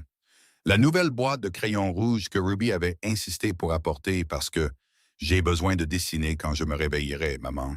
J'ai un plan. » Le carnet rouge n'était pas dans le sac, il était sous l'oreiller à la maison, et Élise n'y avait pas touché depuis la nuit où elle avait lu le numéro 6, parce que ce carnet appartenait à Ruby. C'était le monde privé de Ruby, la façon de Ruby de traiter des choses qu'aucun enfant ne devrait jamais avoir à traiter. Et Élise n'allait pas lui enlever ça. Ruby a été exceptionnellement sage pendant tout le processus d'admission. Pas de pleurs, pas de peur. Elle était assise sur le lit d'hôpital dans une blouse de patient trop grande pour elle, les pieds ne touchant pas le bord du matelas, biscuit sur ses genoux, regardant l'infirmière lui poser la perfusion dans la main avec ses grands yeux sérieux, observant tout comme Ruby observait tout, l'absorbant, le stockant, le traitant. « Maman, est-ce que ça fait mal à l'intérieur? Tu dormiras, ma puce, tu ne sentiras rien. Et quand je me réveillerai, quand tu te réveilleras, ton cœur sera plus fort. » Ruby y a réfléchi. Est-ce que ce sera un nouveau cœur? Non, bébé, le même cœur, juste réparé. Bien, a dit Ruby. J'aime mon cœur, il a juste besoin d'aide. Élise a souri et a tenu ce sourire avec tout ce qu'elle avait. Parce que si elle le lâchait, ce qui était derrière se déverserait et le numéro 4 s'activerait. Le docteur Langford est arrivé à 6 heures moins le quart, a serré la main d'Élise, a expliqué la procédure une dernière fois. 3 à 4 heures. Quelqu'un la tiendrait au courant à toutes les heures. Tous les indicateurs semblaient bons. L'équipe était prête. Élise a hoché la tête, hoché la tête, hoché la tête, a entendu chaque mot et n'en a retenu aucun. Parce que toute sa conscience était concentrée sur la petite main qui tenait la sienne sur ce lit d'hôpital. Ils ont emmené Ruby à 6h10. Élise a marché à côté du lit jusqu'aux portes de l'aile chirurgicale, où l'infirmière lui a dit gentiment, mais clairement, que c'était aussi loin qu'elle pouvait aller. Élise s'est penchée, a embrassé le front de Ruby. « Je t'aime jusqu'à la lune, ma puce. Je t'aime plus, maman. Ne t'inquiète pas, j'ai un cœur fort, il a juste besoin d'aide. » Les portes se sont fermées, Ruby était partie, et Élise se tenait dans le couloir du 7e étage de l'hôpital pour enfants Lurie à 6h10, un jeudi matin de novembre, fixant les portes fermées entre elle et son unique enfant. La petite fille allongée sur un lit d'hôpital avec biscuits, et la boîte de crayons rouges et le petit cœur qui avait besoin d'être réparé. et elle laisse rester là jusqu'à ce que ses jambes se souviennent comment bouger. La salle d'attente de chirurgie cardiaque pédiatrique. Chaises en plastique, néon, un distributeur automatique qui bourdonnait régulièrement dans le coin, de vieux magazines sur la table que personne ne lisait. Parce que personne ne s'assoit dans une salle d'attente de chirurgie cardiaque pédiatrique pour lire des magazines. Elise s'est assise seule. Joanne n'avait pas pu venir car la nuit dernière, son arthrite s'était tellement aggravée qu'elle ne pouvait pas sortir du lit. Et elle avait pleuré au téléphone à 4 heures du matin en disant « Désolé, désolé, ma fille, je suis désolé. » Et Elise avait dit « Ce n'est pas grave, maman, ça ira. J'appellerai dès qu'il y aura des nouvelles. » Et sa mère à Berwyn avait raccroché. Et Elise savait qu'elle resterait allongée là toute la journée à prier avec le chapelet qu'elle gardait sur sa table de chevet. Nadia avait proposé de venir, mais elle avait un service du matin dans un autre bar qu'elle ne pouvait pas manquer, car le loyer n'attend personne. Et Travis. Travis ne savait pas, car Elise ne lui avait pas dit, car Travis n'avait pas demandé, car Travis n'avait pas appelé depuis la nuit au Crimson Lounge. Et son absence le jour où sa fille subissait une opération du cœur était le genre de preuve qui n'avait pas besoin du carnet rouge pour être enregistré. Elise était assise là, seule. La première heure passa. Une infirmière lui donna des nouvelles. Ils avaient commencé. Tout était normal. La deuxième heure commença. Elise regardait l'horloge sur le mur toutes les 3 minutes. Elle le savait parce qu'elle comptait. Et elle pensa que c'était ce qu'elle et Ruby partageaient. Toutes les deux comptaient. Toutes les deux enregistraient. Toutes les deux transformaient le monde en chiffres, parce que les chiffres pouvaient être contrôlés, et les sentiments non. 1 heure et 15 minutes après que Ruby ait été poussée à travers les portes de la chirurgie, Elise entendit des pas dans le couloir. Pas des pas d'infirmières. Les infirmières portent des chaussures souples, des pas légers. C'étaient des pas différents, réguliers et stables sur le carrelage de l'hôpital. Et elle a su, avant de lever les yeux, elle a su par le rythme, par la façon dont l'air dans la salle d'attente a changé quand il est entré. Elle a su. André Valetti est entré dans la salle d'attente de chirurgie cardiaque pédiatrique au 7e étage de l'hôpital pour enfants, louré à 7h25 du matin. Costume noir, pas de données, seul.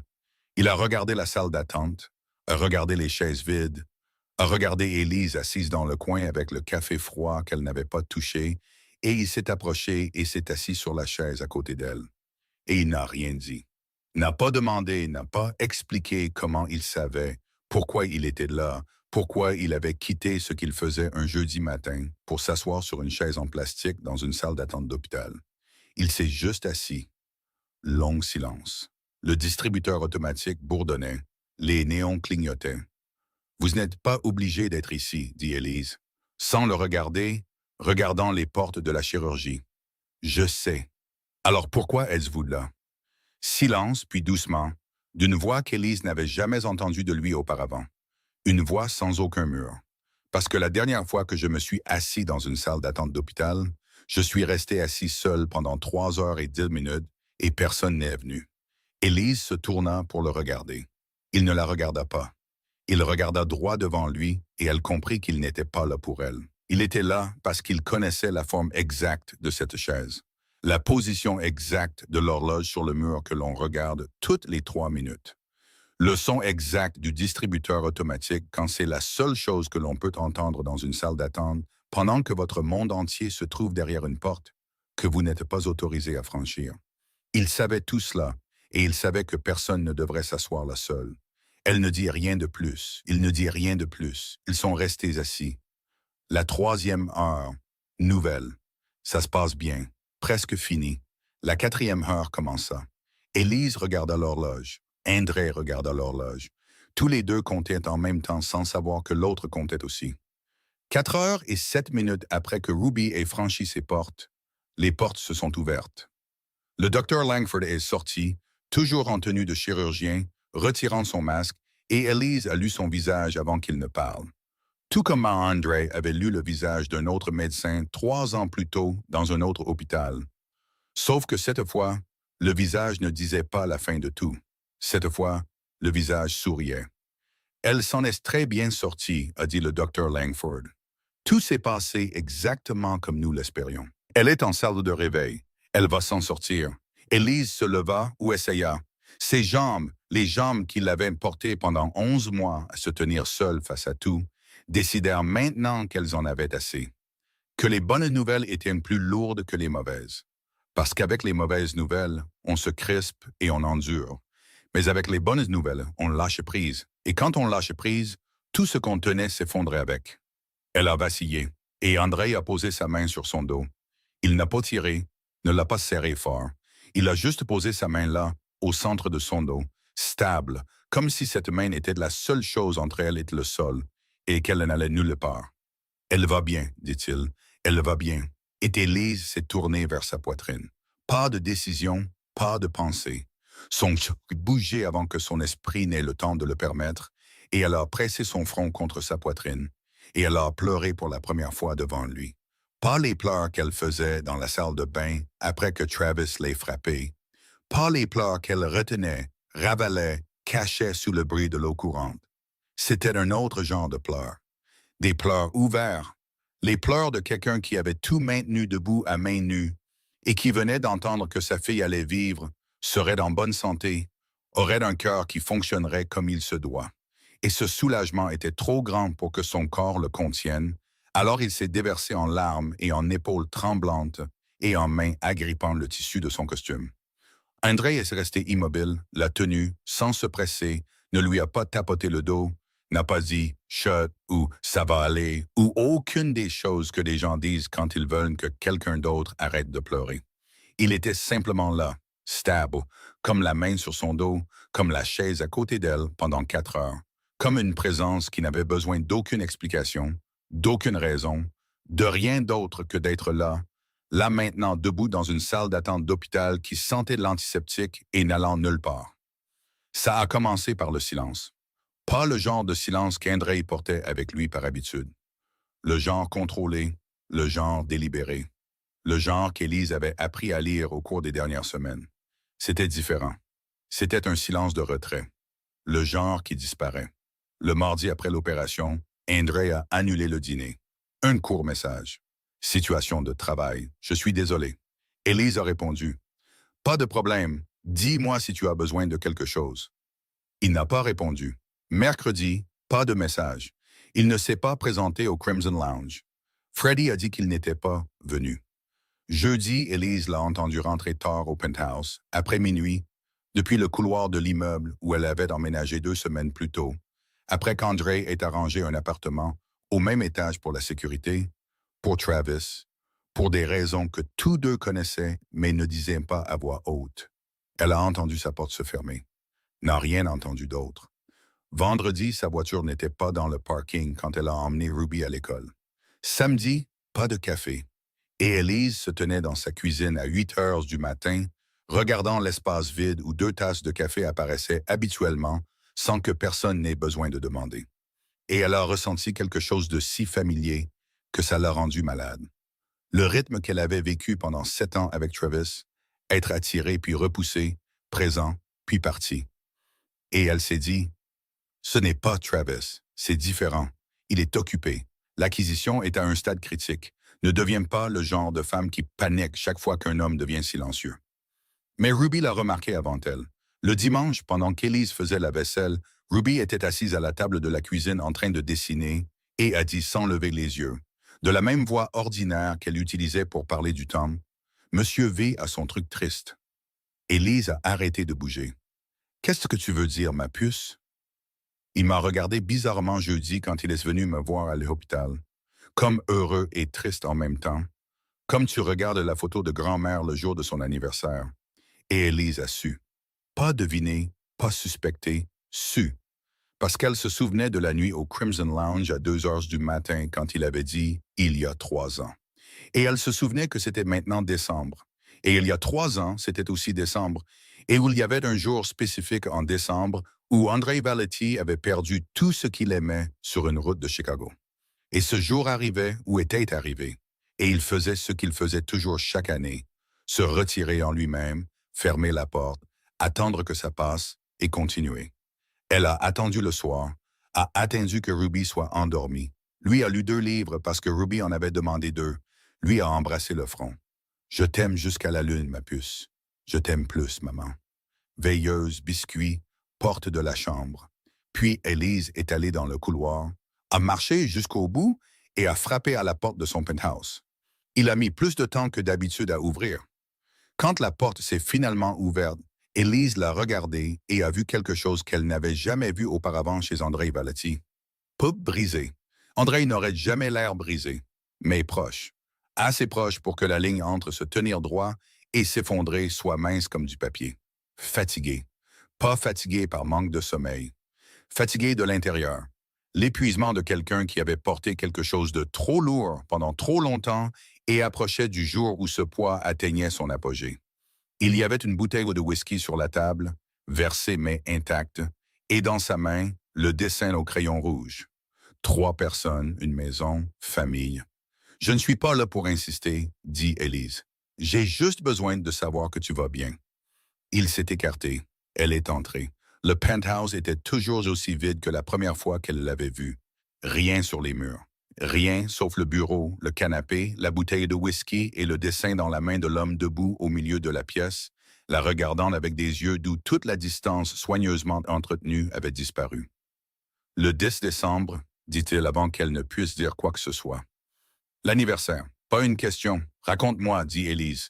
Raconte-moi cette journée. La vraie version, pas la version gérée. Un long silence, puis André s'est assis sur le canapé et il lui a raconté. Pas comme il rapportait une situation à Donnie ou donnait des instructions à Warrenstall. Pas dans l'ordre, pas avec contrôle, mais comme les gens racontent quelque chose quand ils ont gardé une histoire dans leur poitrine pendant 3 ans et que quelqu'un ait enfin posé la bonne question. Il lui a parlé du matin. Ordinaire. Complètement ordinaire.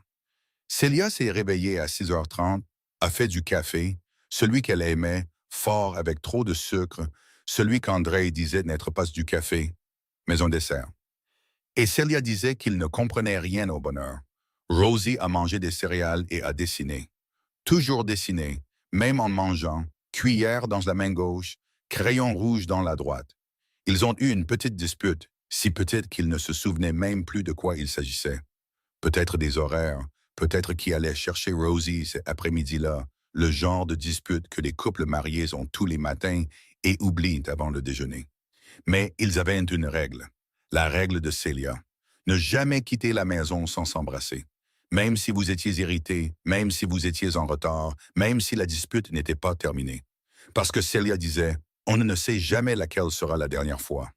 Et elle le disait comme si elle savait, et elle ne savait pas. Mais elle avait raison. Il l'a embrassée, a embrassé Rosie, est allé au travail. Célia a conduit Rosie à l'école. Le trajet familier, l'intersection familière. 8h23. Puis plus rien. L'appel à 8h47. La salle d'attente. 3h10. Le médecin. Le visage. Elle était enceinte, dit André. Et sa voix ne se brisa pas. Elle s'amincit, si mince qu'Élise dut se pencher en avant pour l'entendre. 4 mois. Nous avions déjà choisi un nom. Lily. Silence. Célia avait un carnet. Elle écrivait le nom dans différents styles d'écriture, s'entraînant, décidant lequel conviendrait pour un acte de naissance. Il baissa les yeux sur le dessin dans sa main. Ce carnet est toujours dans une boîte, en stockage. Je ne l'ai pas ouvert. En 3 ans, Élise le regarda le dessin, regarda le whisky intact, regarda le penthouse vide, et elle pensa aux 14 villes, à la 2e tasse poussée au fond du placard, à l'alliance à sa main gauche, à 3 ans à ne jamais rester en place. Parce que rester en place signifiait rester assez longtemps quelque part pour que cet endroit devienne un foyer, et le foyer était ce qu'il avait perdu. Elle semble extraordinaire, dit doucement Élise. Elle l'était. Il la regarda, ouvert. Pas de costume, pas de sang-froid, juste lui, ici, maintenant, avec le dessin de sa fille morte et le souvenir de sa femme morte et la pièce vide dans laquelle il avait vécu pendant 3 ans. Parce qu'il était plus facile de vivre dans une pièce vide que dans une pleine de souvenirs. « Que dirait-elle » demanda Élise. « Si elle était là en ce moment, en te regardant, que dirait Célia ?» Il resta silencieux un long moment. Elle dirait que vouloir quelque chose à nouveau après avoir tout perdu n'est pas une trahison. Il fit une pause. Elle dirait que cela honore ce que vous avez perdu. que l'amour ne s'arrête pas. Il change de forme. Alors écoute-la, dit Élise. André, écoute-la. Il la regarda et elle vit quelque chose qu'elle n'avait jamais vu sur son visage. Pas l'ombre d'un sourire, pas la neutralité prudente, pas l'ouverture de la nuit de l'opération. Quelque chose de plus profond, de plus final. L'expression d'un homme qui avait voyagé très longtemps et venait d'arriver quelque part. Je ne veux pas de 14 autres villes, dit-il. Je ne veux pas continuer à bouger. Je veux être ici. Alors sois ici, dit Élise. Il leva la main, toucha son visage, le dos de ses doigts contre sa joue, comme il l'avait déjà fait une fois dans le couloir après une dure journée, bref, léger, mais cette fois plus long, plus délibéré. Et elle se pencha dans sa main et ferma les yeux. Je suis terrifié, dit-il. Je sais, moi aussi. Je ne me suis pas autorisé. Je sais, Élise. Elle ouvrit les yeux. Il la regardait avec tout de visible. La douleur et le désir et la peur et 3 ans à porter quelque chose d'énorme seule, et 11 mois, où elle avait porté quelque chose d'énorme seule. Et le mur entre eux était devenu si mince que ce n'était plus un mur, juste de l'air. Puis-je commença-t-il. Oui, dit-elle avant qu'il ne puisse finir la phrase, car elle savait déjà. Il l'embrassa, pas précipitamment, pas désespérément, avec la même concentration, le même manque de hâte qu'il apportait à tout ce qui comptait. Et elle sentit les semaines d'attente et les 3 ans de distance et les 11 mois de survie se dissoudre en quelque chose de présent, de chaleureux et de complètement, indubitablement réel. Quand ils se séparèrent, elle posa son front contre le sien et ils respirèrent tous les deux pendant un moment. Juste ça, juste respirer dans le même espace. Le 10 décembre, dit-elle doucement. De quoi as-tu besoin demain? Je ne veux pas être seul, dit-il. C'est tout. J'ai été seul pour ça 3 fois.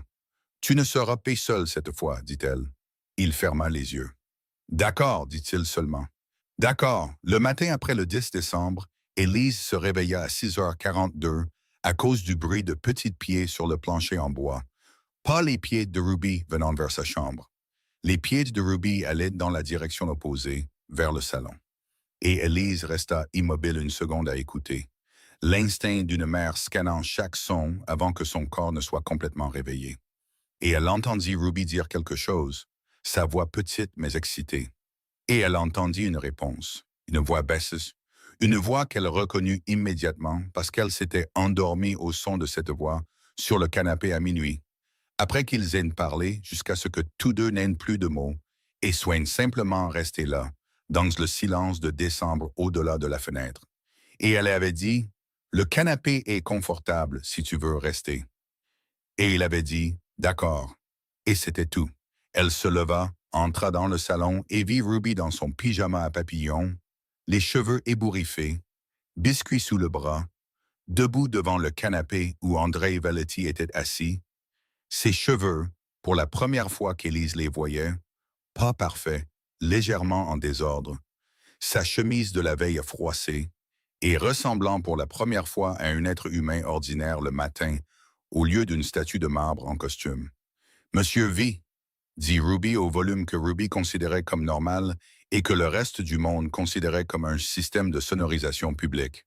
« Tu es là le matin. »« Bonjour Ruby », dit André, sa voix rauque de sommeil. Et Élise réalisa que c'était la première fois qu'elle entendait sa voix du matin. Une voix pas encore contrôlée, pas encore ajustée, simplement la voix d'un homme qui venait de se réveiller sur le canapé de quelqu'un d'autre. Et elle était plus chaude qu'elle ne l'avait prévu, plus douce qu'elle ne l'avait prévu. Ruby le regarda le canapé, regarda la couverture, regarda sa mère debout dans l'embrasure du salon, et son cerveau de 6 ans traita toutes ces informations à la vitesse et avec la précision avec laquelle il traitait tout.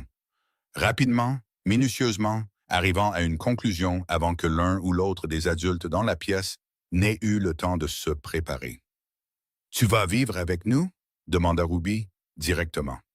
Sans détour, regardant droit dans les yeux d'André avec les grands yeux sérieux d'une enfant posant la question la plus importante de son monde et d'attendant une réponse honnête, car Ruby n'avait pas de temps pour les réponses malhonnêtes. Élise ouvrit la bouche. « Ruby? »« Peut-être, » dit André.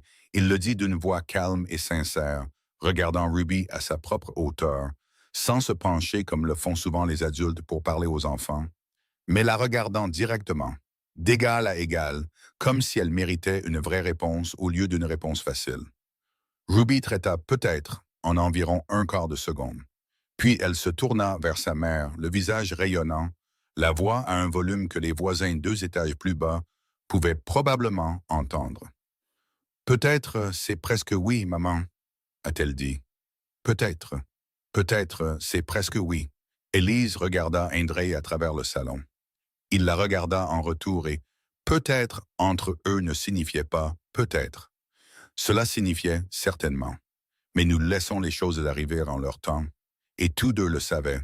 Et Ruby, grâce à l'instinct effroyablement aiguisé qu'elle avait développé pour lire les adultes, le savait aussi. C'est pourquoi elle ne reposa pas la question. Ne demanda pas un « oui ». Accepta peut-être avec une satisfaction totale, car peut-être, de la bouche de cet homme, elle le comprenait, était différente du peut-être des autres adultes.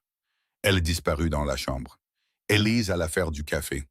Indré alla dans la salle de bain, et quand ils revinrent tous les deux dans la cuisine 4 minutes plus tard, Ruby était déjà là, assise à table, crayon rouge à la main, papier étalé sur la table, le bout de sa langue sortant légèrement au coin de sa bouche, comme le faisait toujours la langue de Ruby quand elle se concentrait sur quelque chose d'important. Et elle dessinait. Elle dessina pendant 10 minutes, ne laissa personne voir, le couvrit de son bras, quand Élise passa avec toute l'énergie possessive d'un artiste protégeant son œuvre avant qu'elle ne soit terminée. Puis elle s'arrêta, s'adossa, regarda le dessin avec l'expression sérieuse de quelqu'un qui avait accompli quelque chose d'important. « Fini », annonça-t-elle. Elle poussa le papier au centre de la table. Élise regarda, Indré regarda. 3 silhouettes debout devant un bâtiment. La grande avec de longs cheveux, Élise. La petite tenant un ours en peluche, Ruby.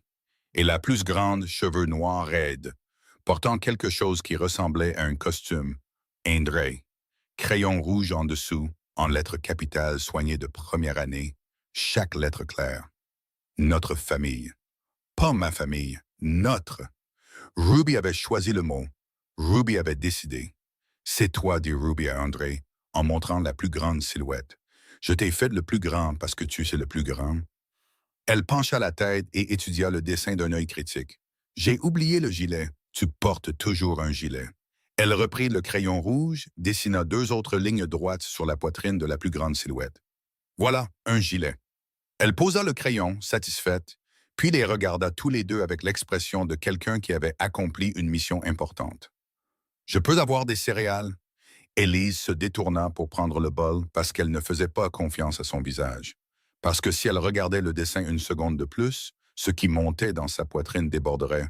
Et elle s'était promis de ne pas pleurer devant Ruby, et elle avait l'intention de tenir cette promesse. Derrière elle, elle entendit André y prendre le dessin. Elle entendit son silence alors qu'il le regardait. Elle ne l'entendit pas le reposer. Ce soir-là, après que Ruby se soit endormie, Élise a marché dans le couloir jusqu'au bout. La porte du penthouse d'André était légèrement ouverte. Il transportait quelque chose depuis la voiture. Et Élise a regardé par l'ouverture dans le salon du penthouse qu'elle avait vu nu pendant des semaines. Des murs blancs sans rien dessus. Pas de photographie, pas de peinture, aucune trace de quiconque y ayant jamais vécu. Maintenant, sur le mur en face du canapé, il y avait 2 choses. 2 dessins. À gauche, le dessin au crayon rouge de Rosie Valletti. 4 ans. 3 personnes debout devant une maison. Le mot tremblant, famille, en dessous. Le dessin qu'André avait gardé dans son coffre-fort pendant 3 ans. Le dessin qu'il tenait dans sa main la nuit précédente quand elle avait frappé à sa porte. Il l'avait sorti. Pour la première fois en 3 ans, il n'était plus dans le coffre-fort. Il était sur le mur. À droite, le dessin au crayon rouge de Ruby Brennan. 6 ans. 3 personnes debout devant un bâtiment. Les mots soignés « notre famille » en dessous. La plus grande silhouette avec le gilet ajouté après. 2 dessins, 2 petites filles, 2 familles. Le même crayon rouge, les 3 mêmes silhouettes, le même mur. Un dessin du monde qui avait été perdu, un dessin du monde qui commençait. Et ils étaient côte à côte, accrochés avec soin, à niveau, comme si la personne qui les avait accrochés avait pris le temps de s'assurer qu'ils étaient droits, de s'assurer que l'un ne se tenait pas plus haut que l'autre, parce que les deux comptaient également. Les deux étaient également réels, les deux étaient la famille. Élise se tenait dans le couloir, la main pressée contre sa poitrine, et respira. Juste respira. Parce que parfois, c'est tout ce que l'on peut faire quand on regarde quelque chose de si beau que cela dépasse les mots, et qu'il faut simplement donner à son corps le temps de le contenir. Elle est restée là jusqu'à ce qu'elle entende les pas d'André revenir. Puis elle a essuyé ses yeux, est entrée dans son propre appartement, et fermé la porte. Et pour la première fois en 11 mois, le sol sous ses pieds semblait stable. Travis Brennan a retiré sa plainte le 15 décembre. Non pas parce qu'il le voulait, mais parce que Warren Stahl a déposé une réponse de 42 pages qui comprenait 2 arrestations pour violence domestique, une pour conduite en état d'ivresse, 9 mois de chômage, un historique de dette et un rapport des services de protection de l'enfance confirmant qu'après enquête, aucune preuve de négligence n'avait été trouvée. Et parce que le 13 décembre, Travis a reçu un appel d'un numéro inconnu. La personne à l'autre bout du fil n'a pas donné de nom. La voix était calme, professionnelle, et a dit qu'il y avait assez d'argent pour que Travis recommence sa vie dans une autre ville. Assez pour louer un logement, trouver du travail, vivre. À une seule condition, quitter Chicago, n'avoir plus aucun contact direct avec Élise, et s'il voulait des visites avec Ruby, cela passerait par des avocats, et seulement si Ruby était d'accord. L'appel a duré 4 minutes. Travis n'a pas demandé d'où venait l'argent parce que Travis le savait déjà. Il le savait depuis la nuit au Crimson Lounge où l'homme lui avait écrasé le poignet et où tout le bar s'était tu. Il savait qu'il se tenait devant quelque chose de plus grand que le tribunal, de plus grand que les avocats de bas étage et de plus grand que n'importe quel calcul qu'il pouvait faire. Il a signé les papiers du divorce le 16 décembre. Warren Stahl a géré les formalités rapidement, proprement, du genre de rapidité et de propreté qui n'arrive que lorsqu'une partie n'a plus l'intention de se battre. Travis est venu à l'appartement une dernière fois le 18 décembre. Matin, froid dehors. Il se tenait à la porte dans son vieux manteau. Pas le manteau qu'il portait pour faire bonne impression. Le vrai manteau, celui usé qu'il portait quand il n'essayait pas d'être quelqu'un d'autre que lui-même. Élise a ouvert la porte, l'a regardé, ne l'a pas invité à entrer. Il n'y en avait pas besoin, car ce n'allait pas être une longue conversation. Ruby se tenait derrière elle dans le petit couloir entre la cuisine et la porte d'entrée, biscuit à la main, regardant son père avec une expression qu'Élise aurait souhaité ne pas reconnaître. L'expression de quelqu'un qui évalue, mesure, décide quelle quantité d'espoir est sûre. Et le fait que sa fille de 6 ans doive calculer la quantité sûre d'espoir avec son propre père était la preuve finale, si quelqu'un en avait encore besoin, que ce qui s'était passé dans cet appartement avait causé des dommages qu'aucun papier de divorce ne pourrait réparer.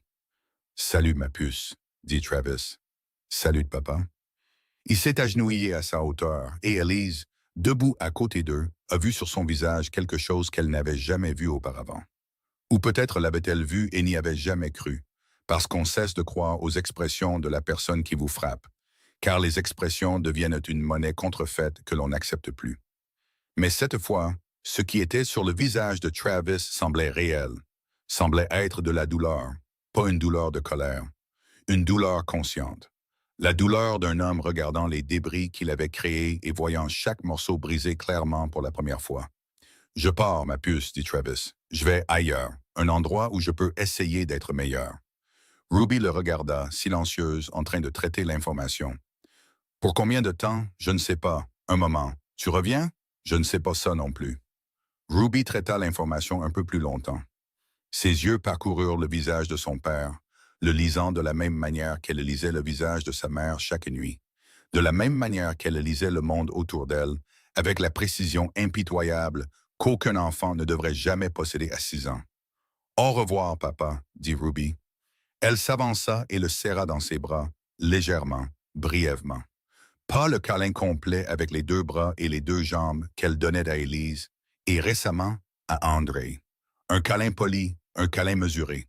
Le câlin d'une enfant donnant exactement la quantité qu'elle se sentait en sécurité de donner. « Je suis désolé, ma puce, dit Travis, la voix épaisse. Pour tout. » Ruby recula, le regarda et dit d'une voix calme et claire, de la voix d'une enseignante qu'elle citait clairement. « Désolé ne répare pas tout, papa. Mademoiselle Patterson dit qu'il faut faire mieux, pas seulement dire mieux. » Travis regarda sa fille. Ses yeux étaient humides. Il hocha la tête, se leva, regarda Élise, ne lui dit rien car il n'y avait rien à dire que tous deux ne savaient déjà. Puis il est parti. Les portes de l'ascenseur se sont fermées, le son de sa descente. Silence. Ruby est restée à la porte 3 secondes de plus. Puis elle s'est retournée, est allée dans sa chambre, a pris le carnet rouge sous son oreiller, l'a ouvert, s'est rendue à la page intitulée Les mauvais jours de papa et a écrit au crayon rouge d'une écriture sérieuse. Dernier jour. Papa l'a dit désolé. Papa est parti. Puis elle a tourné la page, une page blanche, une nouvelle page, et en haut, dans les plus grandes lettres que son crayon rouge pouvait faire, Ruby a écrit « Les jours du nouveau départ ». Elle a regardé la page blanche sous le titre, a regardé longtemps, puis a hoché la tête, satisfaite du titre, a fermé le carnet, l'a remis sous son oreiller, a placé biscuit dessus, et est allée dans la cuisine demander à sa mère s'ils avaient des céréales. Le matin de Noël est arrivé comme le matin de Noël arrive toujours dans les appartements avec des enfants de 6 ans. À 5h52 du matin, à volume maximum, sans avertissement. Maman, maman, le Père Noël est passé. Maman, réveille-toi. Élise a ouvert les yeux. Ruby se tenait à côté du lit, les yeux grands comme des soucoupes, avec l'énergie de quelqu'un qui était réveillé depuis au moins 1 heure, attendant le moment qu'elle considérait socialement acceptable pour commencer à crier. Ma puce, il n'est même pas 6 heures. C'est Noël, il n'y avait pas d'argument contre ça. Élise s'est levée, est allée dans la cuisine, et André était déjà là, assis à la table de la cuisine, et devant lui, 2 tasses de café. Elle a regardé ces deux chaises sur sa table de cuisine le matin de Noël, et elle a su, sans que personne n'ait besoin de le dire, que quelque part dans son penthouse, le placard de la cuisine qui avait contenu 2 tasses, alors qu'il n'en utilisait qu'une pendant 3 ans, était maintenant vide. Les 2 Howard étaient ici, les 2 étaient utilisés. Pour la première fois en 3 ans. Ruby a distribué les cadeaux avec la concentration et l'autorité d'une directrice générale dirigeant la réunion la plus importante de l'année. Pour maman. Une tasse en céramique qu'elle avait peinte elle-même à la foire artisanale de l'école, violette, avec une empreinte de main, les mots « meilleure maman », légèrement de travers, et Élise la tenait à 2 mains comme si elle était en or. Pour André. Ruby a sorti un petit paquet emballé dans du papier qu'elle avait elle-même décoré d'étoiles et le lui a donné à 2 mains avec toute la cérémonie qu'elle réservait aux choses qu'elle considérait comme les plus importantes. André l'a ouvert. À l'intérieur se trouvait une photographie encadrée. Élise n'était pas au courant de cette photographie.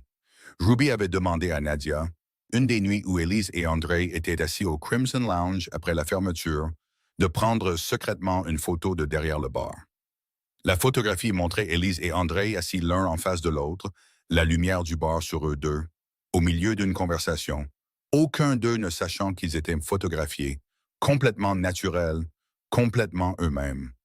Ruby avait demandé à Nadia de l'imprimer et avait choisi le cadre elle-même au magasin à $1. Petit bois, peint en blanc avec de minuscules étoiles dorées que Ruby avait collées sur le bord. André tenait la photographie, la regarda longuement. « Tu as fait ça toi-même. » Nadia a aidé, mais c'était mon idée. André regarda Élise. Elle le regarda, et aucun mot n'était suffisant pour ce moment, alors personne n'essaya d'en trouver. Ruby, satisfaite que son cadeau ait été reçu avec le niveau de gravité approprié, passa à l'ouverture de ses propres cadeaux avec une concentration féroce, commentant chaque article. Et Élise était assise sur le sol du salon le matin de Noël, regardant André placer la photographie sur l'étagère à côté de la cheminée électrique, à côté du dessin de Ruby, notre famille. Et elle pensa à tout ce qu'il avait coûté pour arriver ici. Les bains froids et les sols de bar collants, et le carnet rouge sous l'oreiller, et le crayon rouge dans la salle d'attente de l'hôpital, et les 14 villes, et les 2 tasses, et une alliance, et 8 étoiles. Et elle pensa que le coût avait été très élevé. Mais ce matin de Noël, avec sa fille par terre criant à propos d'un nouveau jeu de crayon rouge et l'homme à la table de la cuisine avec 2 tasses de café, le coût, aussi élevé soit-il, avait été payé. Et ce qu'elle avait reçu en retour était quelque chose qui n'avait pas de prix. Et c'est ainsi que se termine l'histoire d'Élise, Ruby et André. Non pas avec une explosion, non pas avec un miracle, mais avec un carnet rouge, un crayon rouge et une petite fille de 6 ans assise sur son lit une nuit après Noël, ses pieds ne touchant pas le sol. Biscuit sur l'oreiller. La veilleuse en forme d'étoile projetant de petites pointes de lumière sur le plafond et écrivant. Le carnet rouge est toujours là, sous l'oreiller où il a toujours été, mais maintenant il est différent. Non pas parce que le carnet a changé, mais parce que le monde autour du carnet a changé. Et Ruby, qui a enregistré l'ancien monde avec la précision impitoyable d'une enfant qui ne sait pas mentir, enregistre maintenant le nouveau monde avec cette même précision. Les pages intitulées « Les bons jours de papa » et « Les mauvais jours de papa » n'ont pas été arrachées. Ruby n'a arraché aucune page. Elle les a gardées parce qu'elles étaient réelles, parce qu'elles se sont produites. Et Ruby est le genre de personne qui, même à 6 ans, ne prétend pas que le passé n'a jamais existé. Mais elle ne se tourne plus vers ces pages.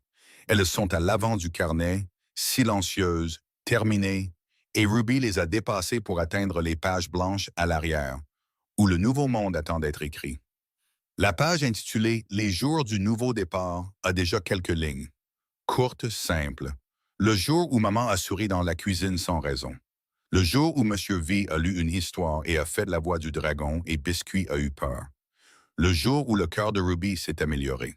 Le docteur Langford a dit « Très bien », mais la page sur laquelle Ruby passe le plus de temps, la page sur laquelle elle écrit la nuit après Noël, quand maman lui a embrassé le front et a dit « Je t'aime jusqu'à la lune, ma puce », et qu'elle a dit « Je t'aime plus, maman », et que les lumières se sont éteintes, et que la porte s'est fermée, et que l'appartement est calme. Mais cette fois, le calme n'est pas effrayant. Cette fois, le calme est paisible. Cette page est près de la fin du carnet, et le titre est écrit dans les plus grandes lettres que le crayon rouge puisse faire, si grandes que chaque lettre occupe presque toute la largeur de la page. Les choses qui sont bonnes. Pas les choses qui font que maman arrête d'avoir mal. Pas les bons jours de papa. Pas une liste de survie. C'est une liste différente. C'est la liste d'une enfant qui a cessé de compter les mauvais jours et a commencé à compter les bonnes choses. Et la différence entre ces deux types de comptage est la distance entre survivre et vivre. La liste est longue, plus longue que n'importe quelle liste précédente dans le carnet. Ruby écrit d'une écriture lente et soignée. Un élément par ligne, chaque ligne importante. Biscuit. Nouveau crayon rouge. Une boîte entière. 12 d'entre eux. Tous rouges. Chocolat chaud avec une grosse guimauve. Le sac à dos Gerald. Même si Gerald est un ours, mais Ruby dit qu'il est une tortue. Donc, il est une tortue. Maman sourit. Maman sourit dans la cuisine. Maman sourit au parc. Maman sourit quand Monsieur V dit quelque chose de petit que Ruby n'entend pas clairement. Mais maman rit. Donc, ça doit être bien. Monsieur V lit des histoires. Monsieur V fait la voix du dragon. Monsieur va répare le robinet comme personne ne le demande. Le cœur de Ruby s'est amélioré. Le docteur Langford a dit « Le cœur de Ruby est fort. Le cœur de Ruby avait juste besoin d'aide. Et maintenant, il a été aidé. Et maintenant, il est fort. » Maman ne pleure plus. Maman n'ouvre plus l'eau dans la salle de bain tard le soir. Maman ne tremble plus. Ruby n'a plus besoin de faire semblant de dormir. Notre famille. 2 mots, comme sur le dessin. Comme le titre sur le mur du penthouse, notre famille. Et tout à la fin, le dernier élément de la liste, Ruby s'arrête avant de l'écrire. Elle se mord la lèvre, réfléchit plus longtemps que pour n'importe quelle autre ligne. Car celle-ci compte le plus et elle veut l'écrire correctement. Puis elle écrit un mot, souligné 2 fois. Non pas parce que son professeur lui a appris à souligner, mais parce que Ruby décide elle-même que cette chose a besoin d'emphase, d'être marquée. A besoin que le monde sache qu'elle est là et qu'elle ne va nulle part. Autour de ce mot, Ruby dessine des étoiles. Beaucoup d'étoiles. Plus que les 8 étoiles qu'elle a dessinées d'à côté du nom de Monsieur V, plus que 12. Ruby compte un moment, puis perd le compte et continue simplement de dessiner. Parce que les étoiles n'ont pas besoin d'être comptées. Les étoiles ont juste besoin d'être nombreuses, ont juste besoin de se répandre, ont juste besoin de remplir chaque espace vide sur la page jusqu'à ce qu'il n'y ait plus d'espace vide du tout. Des étoiles au crayon rouge, grandes et petites, inclinées, inégales, parfaites de la manière dont seule une enfant de 6 ans peut rendre quelque chose parfait, se déversant tout autour du seul mot au centre de la page. En sécurité. C'est tout. C'est assez. C'est tout. Un seul mot, souligné 2 fois, entouré de plus d'étoiles qu'une enfant de 6 ans ne peut en compter. écrit au crayon rouge dans le carnet rouge sous la veilleuse en forme d'étoile, par une petite fille qui comptait autrefois les mauvais jours et les bons jours, et faisait semblant de dormir et ne pleurait pas quand papa criait et priait, parce que la prière était la dernière arme qu'elle avait. Et maintenant, après tout, après le sol de bar collant, et le carnet rouge et la salle d'attente de l'hôpital, et les 2 dessins sur le mur et les 2 tasses de café et un matin de Noël, elle n'a plus besoin de prier. Parce que ce pourquoi elle priait est arrivé. En sécurité. Et elle est en sécurité. Sa maman est en sécurité. Et elle sait, de la manière dont les enfants savent des choses que les adultes passent toute leur vie à essayer d'apprendre, qu'être en sécurité ne signifie pas qu'il n'y a pas de tempête. Être en sécurité signifie que quelqu'un se tient à vos côtés quand la tempête arrive. Ruby ferme le carnet, le remet sous son oreiller, place biscuit dessus, s'allonge, ferme les yeux, et cette fois, elle ne fait pas semblant de dormir. Elle dort vraiment. Et c'est la fin de l'histoire d'Elise Brennan, Ruby Brennan et André Valetti. D'un sol de bar à minuit et d'une question qui a tout déchiré à un crayon rouge et 8 étoiles et une petite fille qui n'a jamais cessé de croire. Cette histoire n'est pas un conte de fées. C'est une histoire sur ce qui se passe quand une femme refuse de s'effondrer, même quand le monde lui donne toutes les raisons de le faire. Quand un homme qui a été gelé pendant 3 ans s'autorise à ressentir à nouveau parce qu'une enfant dessine des étoiles à côté de son nom. Et quand une petite fille de 6 ans, avec un carnet rouge, décide que les bons jours peuvent gagner. La plus grande leçon que Ruby nous enseigne à tous n'est pas la résilience, n'est pas le courage, mais simplement ceci. Continuez à enregistrer les bonnes choses. Même quand les mauvais jours sont plus nombreux, même quand la page des mauvais jours est plus longue que la page des bons jours, même quand vous devez faire semblant de dormir juste pour passer la nuit, continuez à écrire. Parce qu'un jour, vous tournerez une nouvelle page et le titre sera « Les choses qui sont bonnes » et la liste sera plus longue que vous ne le pensiez. Si cette histoire vous a touché, si vous vous êtes reconnu en Elias, en Ruby, en André ou en n'importe qui dans cette histoire, je veux vous entendre. S'il vous plaît, cliquez sur « J'aime » pour que plus de gens puissent trouver cette histoire. Abonnez-vous à la chaîne pour ne pas manquer les prochaines histoires, car nous avons beaucoup d'autres histoires qui vous attendent chaque jour. Et partagez cette vidéo avec quelqu'un qui, selon vous, a besoin de l'entendre aujourd'hui. Parce que parfois, la bonne histoire au bon moment peut changer toute la journée de quelqu'un. Comment cette histoire vous a-t-elle touché? Quel moment vous a fait vous arrêter et retenir votre souffle? Était-ce quand Ruby a demandé « Est-ce parce que je coûte trop cher? » Était-ce la nuit où André s'est assis à côté d'Élise dans la salle d'attente de l'hôpital sans dire un mot? Ou était-ce quand Ruby a écrit « En sécurité » et a dessiné des étoiles sur toute la page? Laissez un commentaire ci-dessous et partagez ce que vous ressentez du fond du cœur. Je lis chaque commentaire et je chéris chaque histoire que vous partagez en retour avec moi. Enfin, je souhaite à tous ceux qui regardent cette vidéo une bonne santé, une vie joyeuse et la paix chaque jour. Merci d'être resté jusqu'à la toute fin. Cela compte énormément pour nous. Au revoir et je vous verrai dans la prochaine vidéo.